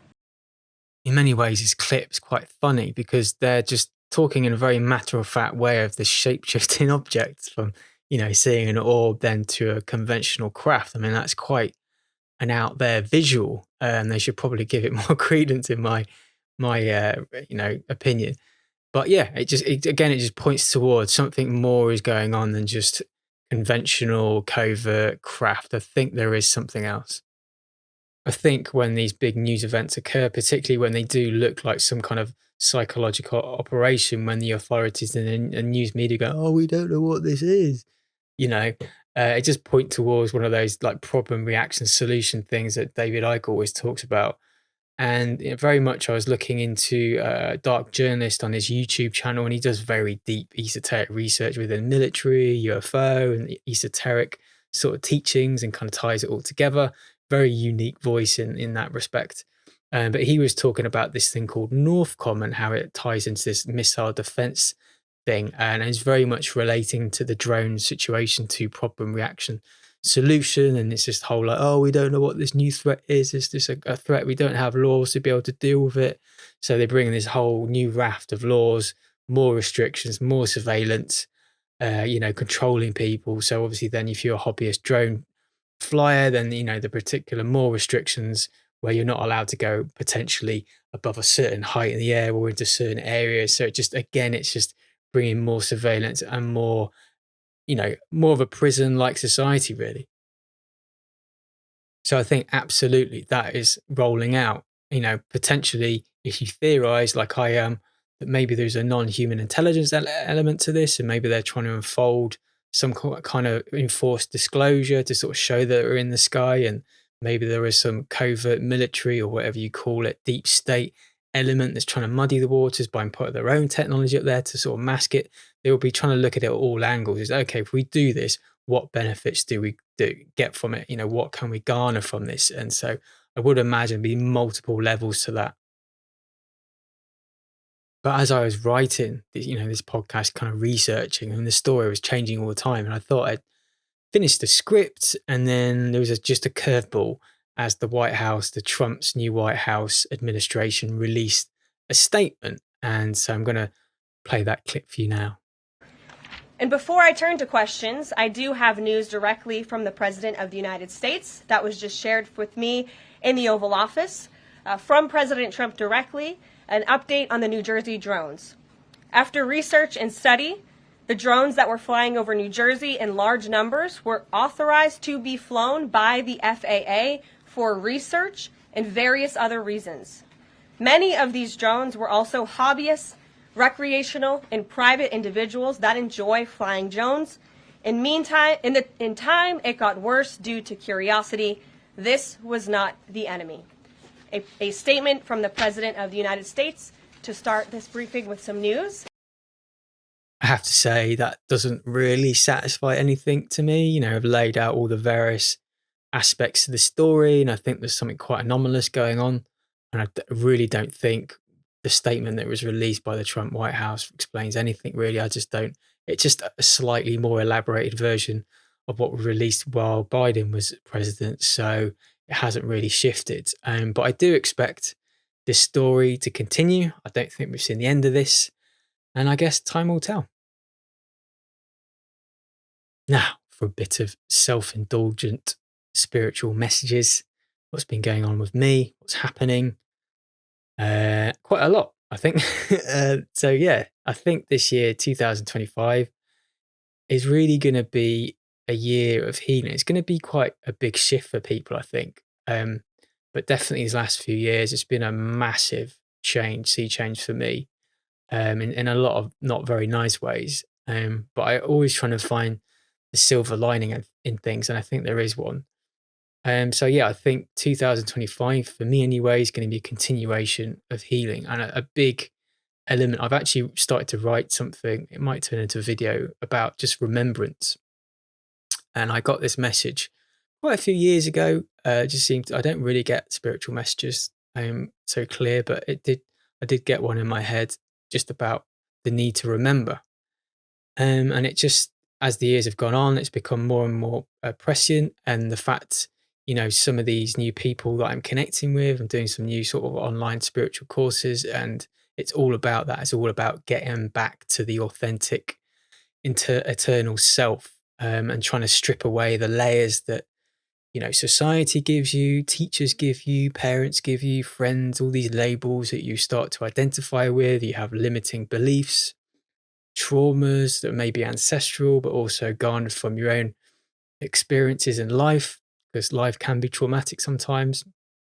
So I think it's all about releasing all of those and just redesigning your new life. And I think that's what needs to happen. That's going to happen in the wider society. It's going to get messy, obviously, as kind of systems start to break down and just people start to reveal how corrupt they are and how certain individuals are pretty corrupt. And that's just going to get more and more intense. So I think if you're already sort of seeing that in the world already, you'll probably have an easier time. But I think for a lot of people who just get so much comfort on like the system and how everything works, and then it's going to start to crumble around them, I potentially think that's going to be very, very difficult. But overall, things have been getting quite cosmic for me, particularly within synchronicities. I think particularly around Christmas, it really, really ramped up. And it's just everything just seemed like a message, you know. I know there's that meme of that sort of crazy guy, and he's got his hair everywhere, and he's got like pictures on the wall, and there's like red thread sort of connecting all these ideas and stuff. And it's just like a very typical meme of the conspiracy theory. So I feel a little bit like that, but it just feels like everything's a message. Like every film I watch or book I read or YouTube video, it's just flying out. It's been quite profound, actually. You know, off the back of quite a difficult year in many ways. But it's just that inner world, that spiritual world has just been ripe with so many amazing messages. And they always come at the right time as well, just sort of, you know, give me comfort and keep me going. And actually, I just can't imagine, you know, what it would be like not to have some kind of spiritual base. And I'm not at all. I mean, it's a very sort of strange spiritual belief system, and it changes all the time and it's always updating. And it's not, you know, standard kind of religion, you know, no way. Obviously that's got its own problems. I think it's definitely beneficial for a lot of people. I know like close family members are sort of Christian and stuff, and they get a lot of comfort from it and a lot of good social friends as well. So I think there is definitely benefit in it, but it's definitely not for me. And I've sort of created my own spirituality, my own sort of belief of like kind of what's going on. And that's just becoming more and more part of my life. And I can't imagine as the world collapses or going through hard times, not having that. And it was interesting recently, I saw this quote about Carl Jung saying that even if you don't believe in God, it's a good idea to sort of trick yourself into believing in God, because it's just easier. It just makes your life happier in some strange way. And I think there is something to that. I mean, I do have a genuine belief in, the eternality of the soul, and this is not just one life, and there's been many lives, and it's not, my experience as a being or soul, whatever you want to call it, kind of stretches far beyond being human. So as life continues, obviously everyone's going to experience challenges and things, and it just helps you find some peace when things are going crazy, when, as everything is foobar around you. And is that one of the core teachings of being a Buddhist, is the fact that life is suffering. These are fundamental aspects of the human experience. And there's no getting away from that, really. And you have to really accept that reality. And it's strange, because you're kind of born into this world, and you get loads of messages from films and advertising and things and school, and it's all like happy people. You turn on television, there's advertising. It's just like people doing exciting things, being happy because they bought like a new television or they're on this expensive holiday and stuff. And yeah, those things can be great, but there's also a lot of pain. There's a lot of suffering in between. So yeah, I think people need to kind of come to terms with that. And we're in a really tricky period of human existence, I think, because obviously the whole of the human race is going through this very huge transitionary shift. I have no idea where it's going, but obviously it's quite big. But hopefully, as the years go by, maybe the decades, centuries, this will change, and then humanity can then shift into a more beneficial era, where it's more peace and more kind of existence, a better understanding of each other, being more healed, working closer with nature, having sophisticated technologies that are actually beneficial for your health, and not controlling and not causing ill health, which is how everything's weaponized. It's insane. As you realize, the whole society, the whole structure, all the products is all weaponized to dull you down and keep you stuck and make you ill. And it's quite a big, bitter pill to take. And a lot of people go, oh, well, it's just, people being crap, organizing their systems. But no, it's not. It's completely on purpose. And so, yeah, it's quite a hard realization to kind of come to. So you've got that whole exterior world kind of going on where you're realizing, governments aren't there for your benefit. All these like power systems aren't there for your benefit at all. So you've got to come to that kind of realization. And then obviously you probably have your own personal problems going on as well. Maybe your health, maybe like family, maybe friends, maybe relationships, all of this stuff, jobs, problem finances. There's so many things that can kind of go wrong. So it's just challenge after challenge sometimes. And it's another bitter pill where it's only you that can save yourself sometimes. I mean, people can help, people can show you the door. Of course they can, but it's you that's got to dig yourself out of the hole. And I think that's a lot what's going to happen as well. People trying to find resilience within themselves. Because no one really can do the work for you. It's you, it's only you. So it's all about just digging deep, keeping your eyes on the prize, your energy, and just solving the problem and just pulling through. It's putting one foot in front of the other. That's all you can do sometimes. And it's just a lot harder these days because you've got a barrage of like quite negative events on the outside. It's just the news is getting more and more unhinged. It was this like wild article I saw the other day, and it looks pretty true. This air hostess or cabin crew, in the US, and she was flying in this commercial airline, and weirdly, like no one was on the plane apart from Gordon Ramsay. And Gordon Ramsay, weren't quite sure where this plane was going to go, but it went to Area 51, and Gordon Ramsay got off at Area 51, was met by these guys in dark suits. And on the face of it, you're like, okay, yeah, this woman's kind of making it up. She was wearing her work uniform, so it gives a little bit of genuality to the story. But there was another guy who was analysing, because he had a picture on his Instagram of him sat in his plane looking out the window. And he was like, this guy was able to match the exact mountains and some of the background in this window with Area 51. So it was just like, how weird is this reality going when you've got like a British celebrity chef going to Area 51? Like, what the hell is happening? So you just got like general strangeness. Like, I think it was Cliff High calls it like hype on novelty. And I think those sort of things are just going to ramp up more and more and more. And you just got this barrage of like negative events in the news, like really horrific stuff, more than I've ever known, like genocides and just obvious lies and corruption and just increasing AI and surveillance, and just a lot of people just so apathetic and not conscious. They're just sort of walking into it even more. And even in the UK, it just feels quite intense. You walk down most sort of town centres, you get a lot of town centres which kind of basically just trade off their heritage. Like in Chester, it's got nice buildings, it's got Roman architecture, it's got Tudor buildings. But not every city or town in the United Kingdom sort of has that. And so there's a real drudgery to sometimes these UK town centres, and there's like homeless people, a lot of very unhealthy looking people. And it's just very obvious that the systems here are really, really kind of breaking down, and people are breaking down with it. So the antidote for all of this is to try and find stillness, in the chaos potentially. And maybe your life is amazing. And obviously the external world is just wild. But it's just all about trying to find that antidote, trying to find stillness, to meditate around that, to not get triggered by these events, to, if things are happening, just to sort of calmly deal with it. Really hard to say, but obviously quite difficult to do. But I think more and more that's what's going to need to happen. People need to dig deep and just find that stillness from somewhere. And I think, yeah, definitely going out in nature, going for walks really, really help, just grounding your energy. Because, I'm guilty as anyone for being inside, especially on a computer, and you're around the electrics of, the normal main system of the house with the electrics. It's quite dirty energy, and you're sat in front of a screen with the blue light and your mobile phone and the Wi-Fi, and we're all being cooked, and it really does affect people. I found when I've sort of gone into sort of offices where everyone's got a computer, laptop, it's all on Wi-Fi, they've all got their phones, it really affects my health. So being in nature, grounding yourself, being on the beach, all of these things really, really help.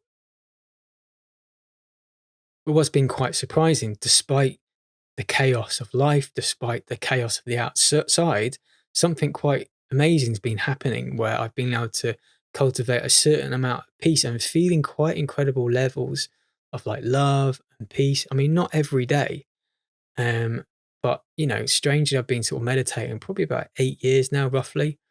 And I feel like I've only just got to grips with it. And it would be quite, I have diligently meditated most days, if not twice a day, sometimes quite a long meditation. It's not all the time. But yeah, I feel now actually I've started to peel under the layers and actually get to a point of cultivating something quite magical. So that's been unfolding for me. So that's been quite amazing. So it's just that weird dichotomy of like chaos in external life, chaos in the world around you, but inside something really, really quite amazing is sort of happening. And the sort of deep levels of peace and love that I've been feeling have been quite fantastic. There's been moments, when it's just like everything's just so mad. You're like, oh, I can't take this anymore. Just take me off this planet. It's just insane. And my thoughts always go back to this, it's mainly the film Lord of the Rings aspect. It's also referenced in the book as well, I think, where Frodo in the Lord of the Rings, obviously he's the ring bearer. He's got this very, very heavy burden of carrying the ring. And he's had to leave the, sedate, idyllic, context of the Shire. And he's now, the whole world is on his shoulders. And it's a very prophetic message that comes from Gandalf when he's talking to Frodo, which I'm going to play a clip for you now. I wish the ring had never come to me. I wish none of this had happened. So do all who live to see such times, but that is not for them to decide. All you have to decide is what to do with the time that is given to you.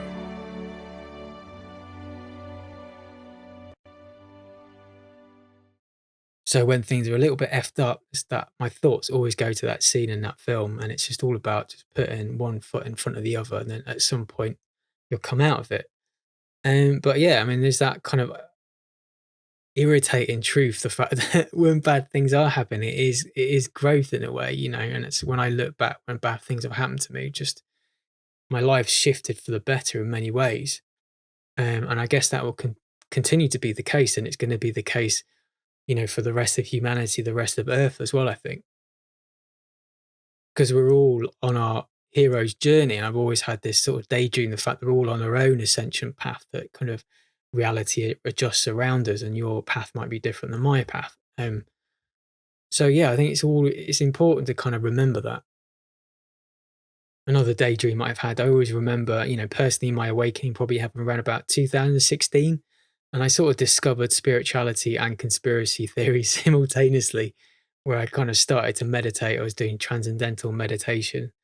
And then pretty much a few days after that, I sort of discovered a video by Stephen Greer, and he pretty much talked about everything from like UFOs to government suppression to free energy. It's just like, it was just one lecture with everything, with every conspiracy you can kind of think. And it had like JFK in there and like Marilyn Monroe and like all these things. And it blew my mind. It was like very palpable. I can sort of track it to the day when it all happened. And it's just funny as the time has gone on, as I've become, more spiritual, sort of learn more about the conspiracies in the world has become more spiritual and has become full of conspiracy theories. So sometimes I'm like, have I just manifested this reality in some way, I was talking about before about how I've had all these really big synchronicities, and everything that I was doing or watching or reading was just messages after message. And it was a week after a particularly bad week, I was just scrolling for something to watch, I think on Amazon Prime, and I just came across this film called Doubt, which I'd never seen before. And it's set in the Bronx in New York, and it revolves around a Catholic high school. It's just set in like the mid-1970s. And it involves a Catholic high school, and it has like an adjoining sort of church and, the rest of the community involved. And it has a young priest who's quite cool, thoughtful, engaging, sort of a different mold from the usual kind of stuffy Catholic priests. And he's played by Philip Seymour Hoffman. And who else works in the school and also the wider church is this very strict school nun, headmistress, the principal, as you call it in America. And he gets accused of something, because, she's not really into the new modern ways of him being more engaging and just, being a nicer person than most other priests. So the whole narrative of the film, a lot of the time is like, did he or did he not do it? Is he being targeted for not being strict? And the fact that he's trying to be a reformer of the church, to be more engaging with the children in community and not to make people fearful of them all the time. And he'd had some very, very powerful speeches during the film, particularly into respect of how he dealt with these judgments. There's a speech at the very beginning of the film, a sermon he gave. And at the time, it just gave me so much comfort, and I was like, wow, he's like he was speaking to me. It was quite profound. So I'm just going to play that speech for you now. There are bits when the camera sort of focuses away from other aspects of the film, so his kind of speech sort of fades out a little bit, but you'll get the gist. What do you do when you're not sure? That's the topic of my sermon today.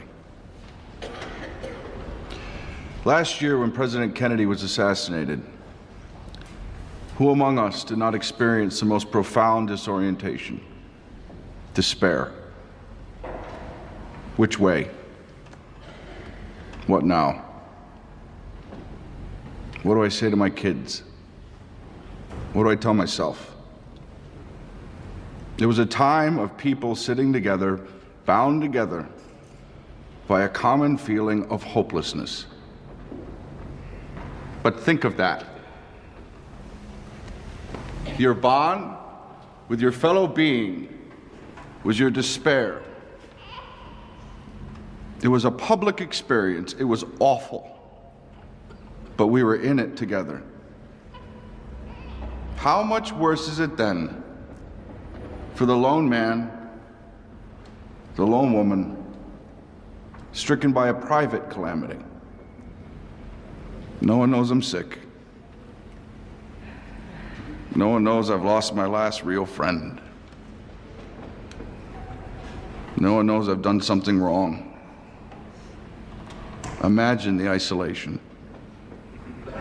Now you see the world as through a window.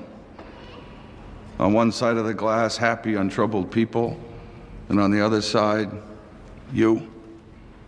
Bless you, sister. Thank you. I want to tell you a story.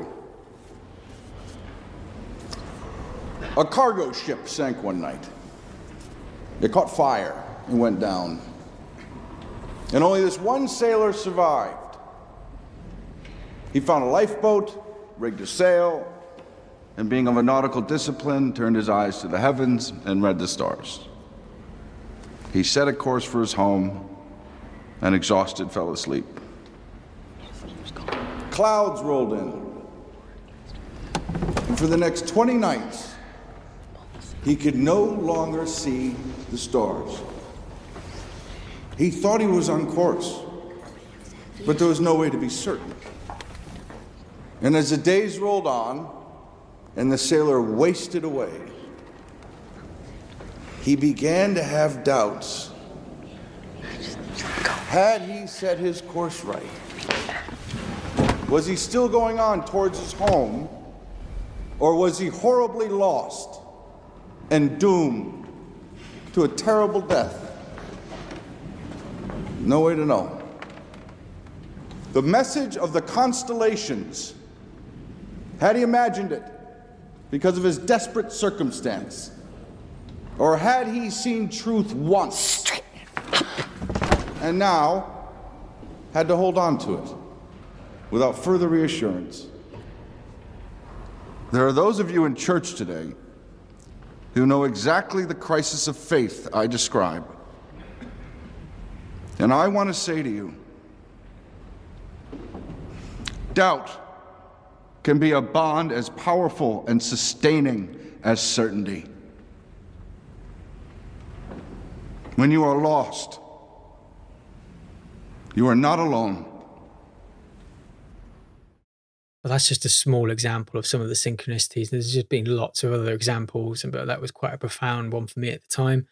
You know, again, I always just find reality is this constant feedback loop of messages, whether it be like from birds or other animals or numbers or things you're watching, things you're reading, people you meet. It's just this constant, amazing feedback loop. It's like, you know, the universal reality is sort of speaking to you all the time. And it's that question of what's doing, I don't know. But yeah, there's so much growth. Once you're in that groove, once you're in that kind of flow state of receiving those messages, you know, you all become kind of walking shamans, basically, where you're just decoding this reality. But definitely over the next couple of years, I think things are going to change humongously, dramatically. Yeah, it's going to be quite big in terms of like healing, physically, mentally, spiritually. And it's just, again, it's just that word of remembrance, just remember. And as the world gets more and more unhinged and probably crazy, who are you as a soul? You know, you need to try and find a foundation, you know, strip back the layers of the programming, the family expectation, the ancestral traumas. Again, your limiting beliefs and just releasing as many traumas as you can. I mean, you can't release everything. I mean, it's just impossible. But yeah, obviously, do your best to really try and release yourself all this baggage. A lot of people are saying this. I do agree that once you're doing this, it'll just make everything easier for you, because the energies of the planet and the cosmos are going to get quite wild. So obviously it's going to be quite chaotic geopolitically. I'm not saying no one's going to feel that and it's going to be really, really difficult, but I think it's going to be easier if you're in a better place. I think technologically, I mean, you're having a real advent now of like AI and robotics. And again, I don't think people understand how radically this is going to change everything. And that's a whole other conversation. So if a lot of the workforce is going to be stripped away for various reasons, you know, what are you going to do? You need to figure out something. I think is quite a unique opportunity to try and find something that's truly in alignment for you. And that's something I'm really working on. I've been working on for years. But yeah, I'm just going to keep on going until, you know, I crack it. But I still have hope, always have hope. But, you know, it's the same journey that I'm on as well. And it could be something really wacky. Because I think the way we've been brought into this world and what we've been told about, what's sensible and what you should do, what's the proper thing to do as a human being or a soul, I think that's all out the window. It's just a complete blank canvas now. So I think you can be crazy as you like. I think we can't even really imagine what it's going to be like in 5 or 10 years, potentially what people could be doing to live. I think that process is going to be a lot easier if you've shed those layers of the old world and your old understanding of things and your old self. And I've been journaling more than I ever have, and just looking for repeated patterns, particularly like family patterns. And it makes it easier because I've been living in the family home, so it's quite a unique opportunity. But it's all about shedding light on those things, healing yourself, and just trying to heal your inner child. I think it's just going to make that whole transition easier for everyone. And again, I'm in real work in progress, so I'm not in any kind of higher perspective at all, because I'm still working. I'm still trying to figure things out every single day. But I've been learning some new techniques that have been quite powerful. Like one recent one, just slightly before Christmas, was all about meridians, sort of clearing meridians and having sort of stuck energies in there. So yeah, and that's helped both mentally and also kind of physically. And it's involved in sort of muscle testing and tapping and writing things down and journaling. And it's just, these systems can be so simple, and it's quite hard to fathom how simple they are, because again, you've been born into a system where like, no, to change yourself, you've got to take a pill or you've got to have an operation. But some of these changes can be quite simple, just literally through a stroke of a pen, or tapping of a particular area of your body. It can be that simple. So yeah, I suggest, there's so much resources out there these days as well. You can search on YouTube and the internet. There's just so many amazing videos people have made. So there's a whole range of different methodologies and ways to kind of heal yourself and just kind of really dig deep into yourself. And now I've sort of basically joined 2 different groups. One working with different energies during meditation, which has been like a complete game changer. Has changed my meditation systems like completely. And the second one now, it's been about that, really, like looking deep into who you are. What have you been told as a society, the conditioning, and just all the trauma responses you tell yourself every single day. But also looking at things cosmically. If you believe in kind of reincarnation, like I do, when the soul's coming in, you're coming into a particular period of time, and it can be tracked. And that's why the whole astrology thing happens, and your birth chart and things. So as soon as you come into your mother's womb when you're born, you have a particular astrology, and it can be tracked back in terms of date, times. If you have access to the information, that's another imprint. It's another layer of telling your soul who you're going to be. So it's a good idea to understand that as well. Maybe those layers could be stripped back.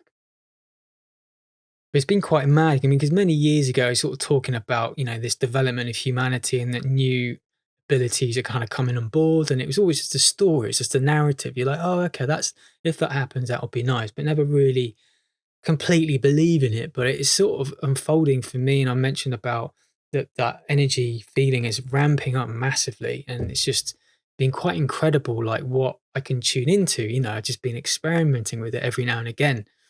In terms, you can tune into places or sacred sites or mountains or countries or people. I'm just bowled over like the application of this. And like I was saying before, you can sort of zone into periods of time, and it's just like, what else? How much can I push this? What else is possible?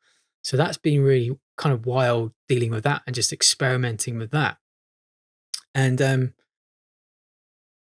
it's gone as far as tapping into sort of dead family members or pets who have passed on and their energy. And it's just been the experience I've had have been really, really surprising. Again, really profound. When I started Reconsider Simon, I had a sort of a general MO, like a general concept of what it was, but it does seem to be shifting. And I think it's important. It's just going to grow as I grow. And it's all about seeing reality through my own lens and my own experiences.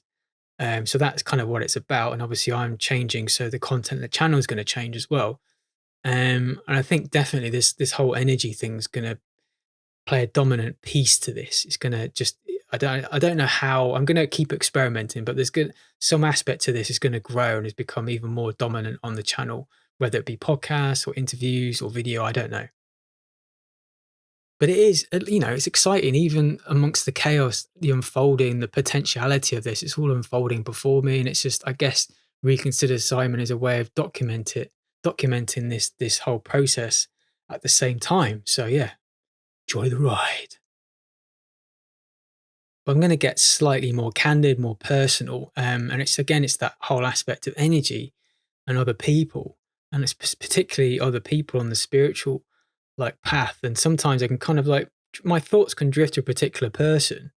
And it could be even something quite simple, like watching a YouTube, and suddenly my energy sort of gets locked into theirs, and I start having these mad experience. And it's just the whole energy of my body sort of changes due to one particular person, and my thoughts just casually go in there.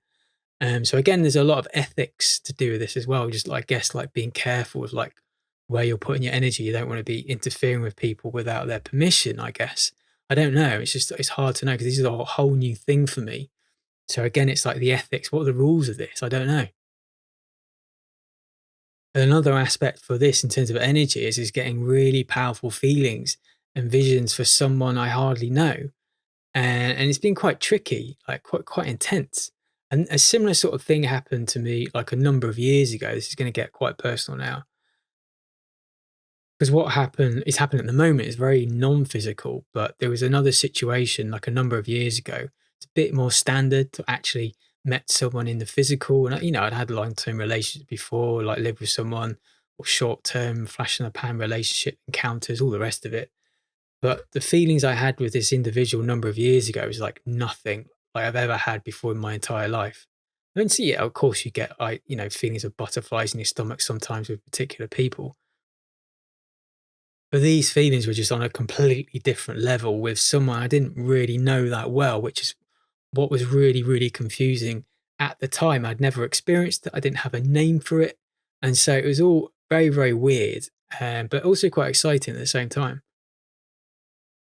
And it all happened shortly after I moved back to Brighton. And, I was starting to connect with loads of different spiritual people. It was really nice. Because before I lived in Brighton as a student, many years afterwards, it was, a lot of partying, going out, and then I was all about work, and I was trying to make that happen.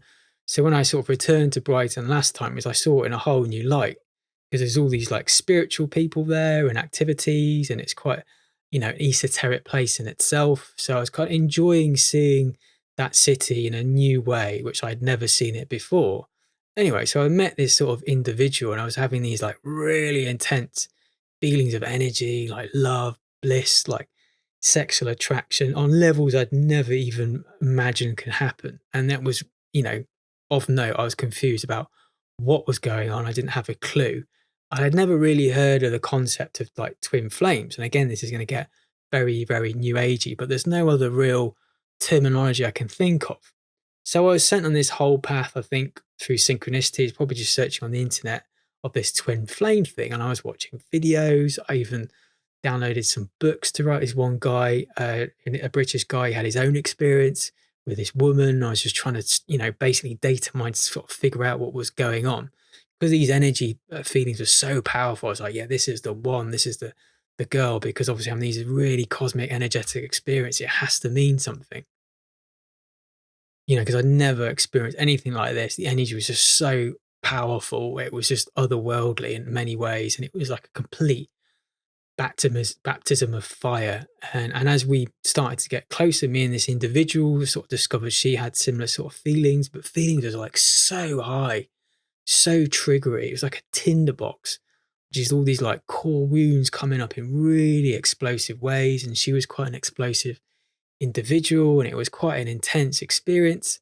And I was never sure at the time, because the feelings were so strong, whether she was doing magic on me. That was another thing that kind of came into my brain. It was I was just taken over by these really powerful energies. I was just trying to fathom what was going on with this natural. Was she doing sort of magic on me? Blah, blah, blah. It was really hard. And this is one of the things I think that's unfolding for humanity at the moment, where, because I had this one really quite profound, amazing experience where I'd spent the evening with her. I think we'd been to some sort of sound healing event, and I was walking back home, and she lived relatively close to where I lived. And I just, nothing really happened. Just gave her a hug, I think. Maybe I did kiss her. I can't remember. But anyway, I went back home, went into my room, and then just went to bed. And you know that point where you start to drift off, you go into that sort of liminal space where you're kind of still awake, but you're also sort of almost half asleep as well. I was just moved into this like place of complete divine love. I'd never experienced anything like it, like just all encompassing. The love was so deep. It was really hard to construct words or phrases to just describe how powerful this feeling was. And I had sort of similar, experiences with her like that after that. And it just sometimes I think when you've got another person that's maybe on the same spiritual level, some kind of like quite mad alchemy happens where you're able to sort of create these deep feelings of like love. And this is someone I didn't really know that well. So, I didn't really have the experiences to justify some of these feelings because they were so strong. But I've never had any experiences like that without this other person, and it was really confusing. Again, just tied into this narrative that I had in my head as like, well, this is the one. Obviously, I'm having these like really, really powerful like love experience. Like, what the hell was that? When you're talking about sort of divine love and some sort of heaven, it felt like that. It was just so intense and so deep. So it's quite funny, like I just start to research stuff. I want to understand like what's going on. So, you watch your YouTube videos, you read books, but it's all quite new information. I think this is a really new situation in the human experience. I'm sure it's happened before when we've had more spiritual times, the energies of the planet have been better. It's obviously we're going through a cycle where these things are kind of coming back. And I feel a little bit embarrassed. I was a little bit taken over by all this because the energies were so potent, just completely took over my whole consciousness. Like everything was focused on this. And I stumbled across this organization on the internet called the Twin Flames Universe. So I thought, okay, well, I need information. They've obviously got information, so they're all about this subject. So I thought I'd check it out. And they were, this organization, this story gets mad, but this organization was run by a couple called Jeff and Shirley, I think it is. So they got like a website, they got a YouTube channel. We can sort of watch some of their videos, and other people are part of their organization, or I don't know, we call it members, to post videos up as well. So I thought, well, obviously they might give me the answer because they're all about twin flames. So yeah, maybe this will help. So you could set up at the time, I don't know if it's the same anymore, but you can set up a call, like a free call. And it's all a membership thing, so you can have different levels of membership. So I was never like going to definitely get the membership, but I was curious about what this was about. So I had the call with this girl, talked about the situation, and she was talking about the next step, sort of joining the membership. And it was quite expensive, and I'm glad I never joined because the story gets quite wild. Spoiler alert, me and this girl, it just exploded. It was just, that was always going to happen, whether it's some kind of, derailment, something just sucking the energy off it, or whether it's actually a deeply spiritual experience. So you can explore your core wounds and then move on to a higher plane. I have no idea, but the whole thing just exploded catastrophically. It was quite intense. And so that happened. And it was like a few years later that I was on Amazon again, on Amazon Prime. I was looking for something to watch again, and I came across this documentary. And the documentary is about this same organization that I almost became a member of. And it was the documentary is called Desperately Seeking Soulmate, Escaping Twin Flames Universe, TV series. And I was like, no way. So it's free to watch. So I watched it, and it interviewed some of the victims involved in this organization.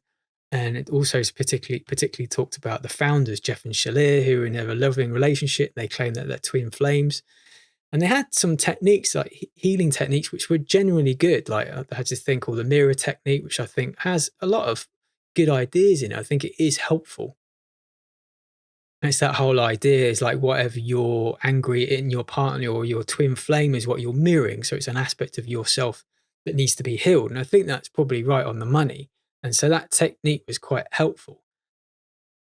But I never got like deeply involved in them. I did a little bit of cursory watching their videos, and they had a free ebook, very short ebook, which I downloaded, which I read, and I had that interview with the girl, but I never really got deep into it. But watching this documentary, it looks like this guy particularly got a bit messianic. And I think the guy even started to consider himself Jesus.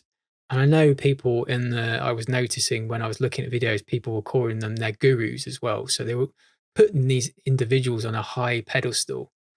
And I think through the course of this documentary, and again, I'll put it in the description so you can watch it yourself. It's mad watch.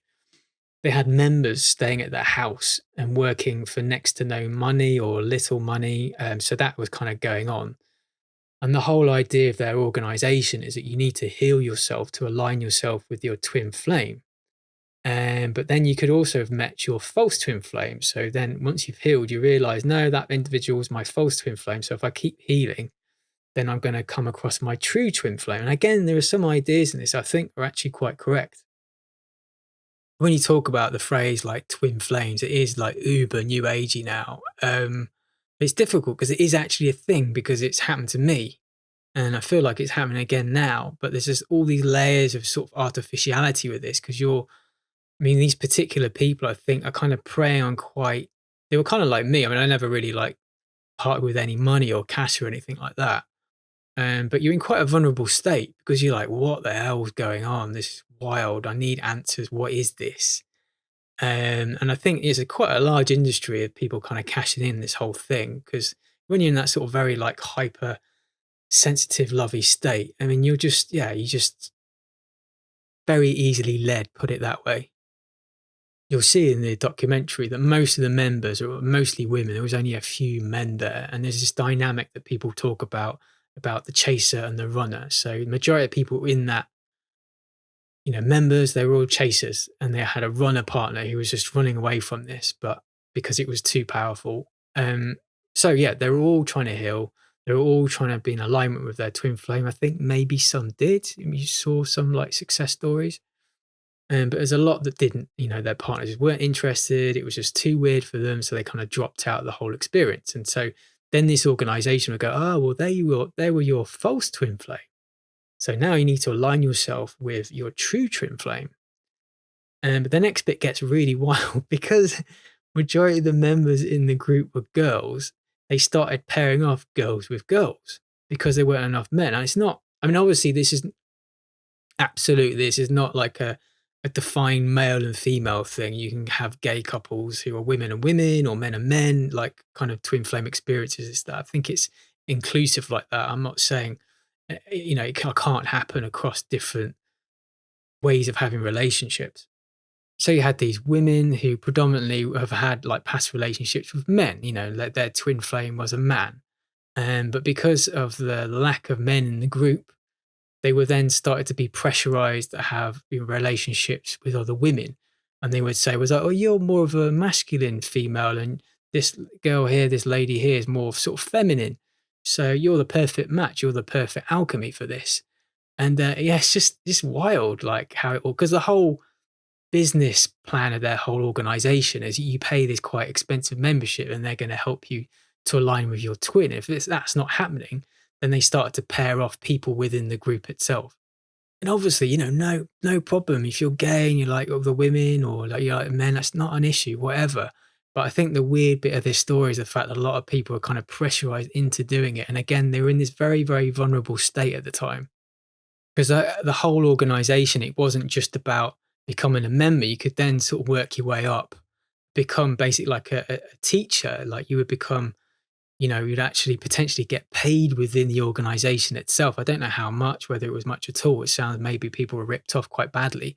But the original girl that I had this video call with, she friended me on Facebook. And I know her original because she had a twin flame that she was trying to align with. And I know definitely it was a guy. I remember her telling me at the time. And she was telling me her story, sort of sympathizing. But I noticed later on, I still remained friends with her weirdly on Facebook, even I had like no connection with her at all. But I see that she was aligned to a woman basically. So she ended up having a same-sex relationship and they were sort of identifying each other as twin flames.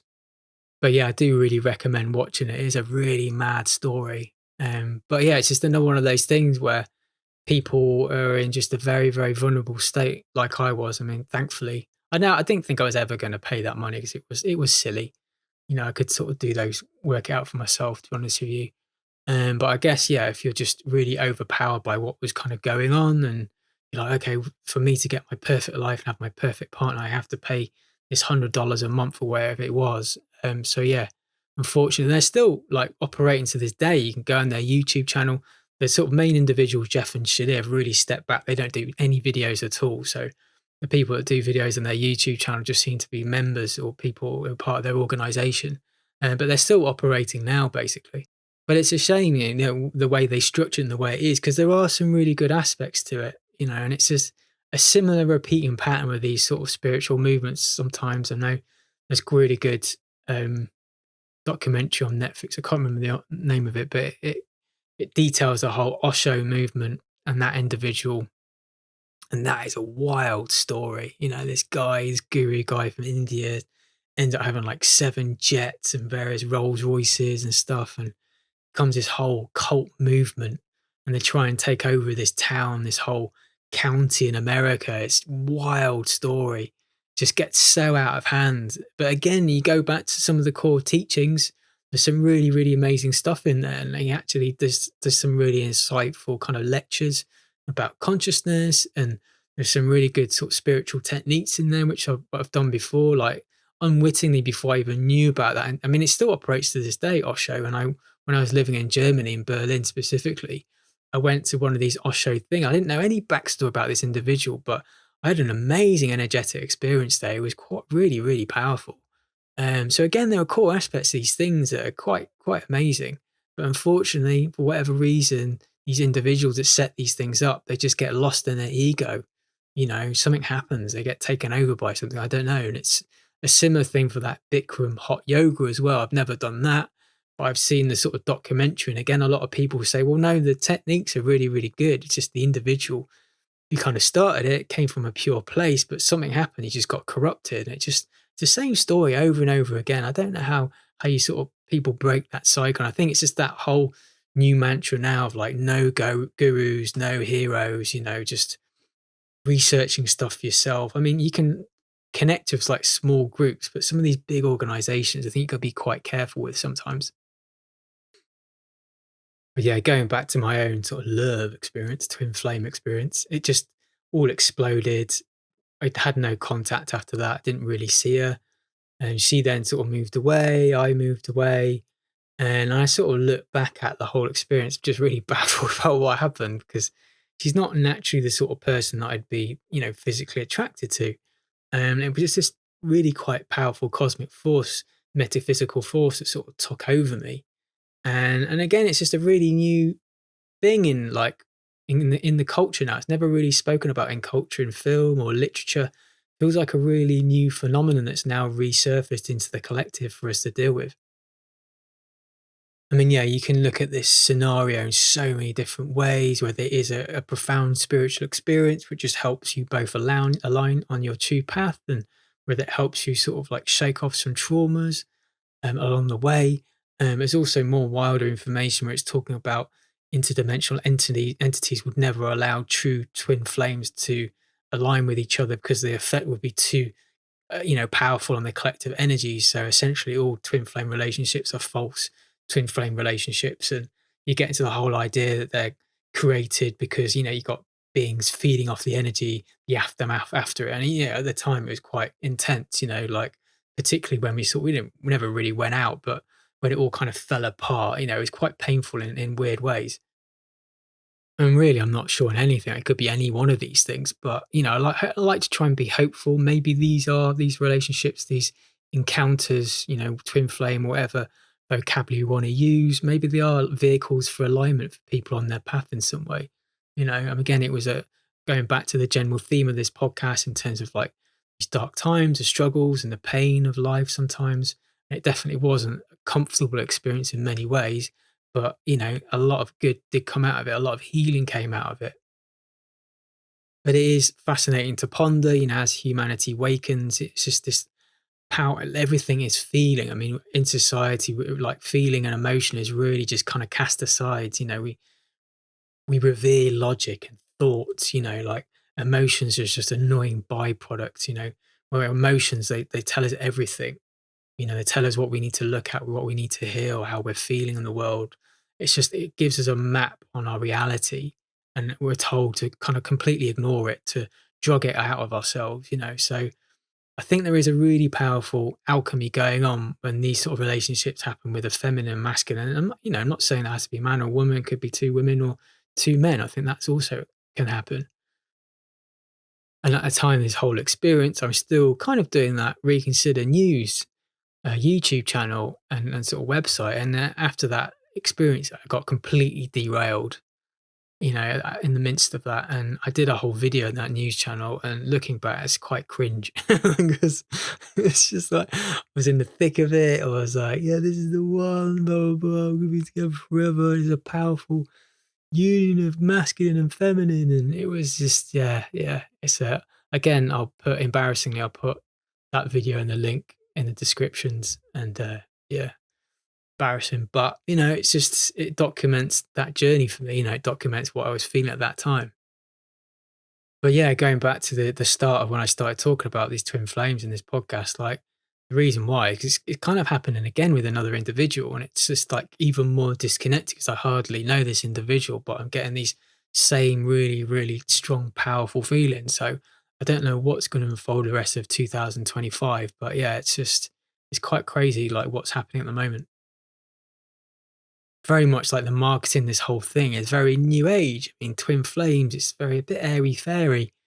But the experience, I can definitely confirm, is very, very real. There's some quite powerful Kundalini energies that happen and just takes over your body, like sexual energy I've never felt before in my life, love energy I've never felt before in my life. It's just so visceral, and it's so confusing because there isn't a lot of information on it, so you don't know how to operate. There's no kind of manual to this, like what's going on.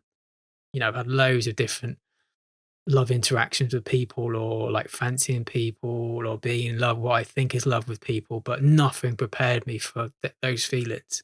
Nothing. Just like it was completely all-encompassing, overpowering.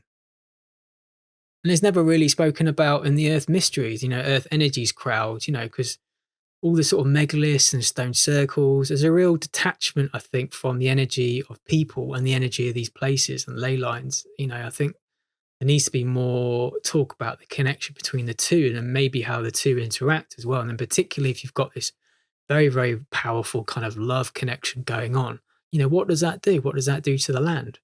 What does that do to the people involved? What does it do to the wider collective? How does that help? What does it change? So there's lots of questions to uncover. So there you go. I think that concludes my indulgent sort of navel gazing on the energy of love. But yeah, I don't think you can get too much more contrasting. You have the energies of love and twin flame relationships and UFOs and drones. So it's a bit of a mixed bag. But it's been amazing. Thank you so much for listening. Just want to shout out. I never say shout out. I just want to say that I've released an article I've been quite enjoying. There's a TV series called Silos on Apple TV. You might be on other streaming platforms somewhere else in the world, but I've been very much enjoying watching it. Just finished it. But I think it's got some very applicable lessons about wider society. So yeah, I suggest you give that a read. Released that also about a week ago now. Finally released the final video that I feel way back in like April 2024. And this one's all about Avebury, my quest around Avebury, looking at the stone circles and Silbury Hill and checking out some of the earth energies in West Kennet Longbarrow. And yeah, I'm quite proud of it. So please do check that out. But if I can, I really want to do more of those, like on the ground, pretending I'm Indiana Jones without the whip, without the hat. So yeah, that's definitely going to be a goal of mine this year and going forward. I don't know how many more of these podcasts where I'm actually doing, because it takes me a long time. I'm not like the quickest writer, and I'm not the quickest like recorder like of the podcast itself. So I really want to try and maybe sort of push myself to interview people, see how that works as well. And I think it might help push, traffic to the podcast in terms of people might see interesting names that they know already rather than me sort of harping on about stuff. So yeah, going to try and shift content that way. But I might still do like, researchy kind of podcasts, but definitely, yeah, going to maybe concentrate this year, hopefully do interviews and just do more out in the field kind of video work as well. So that's definitely going to be the MO for this channel. I just really, really want to get away from a computer screen and spending far too much time in front of it. And I think, going out, videoing stuff. And when I did video it and I sort of came back, I had such an amazing feeling of accomplishment. This is even before I even edited anything together. But yeah, it was a really good feeling. So it's just like an indication. It's like, I think you should definitely push it in this direction, but we'll see. But definitely gold star if you're listening to the end. I know a lot of people drop out. Gold star if you're listening to this bit. You're amazing. Thank you so much for joining me. And I'll catch you again later. Take care. Bye-bye.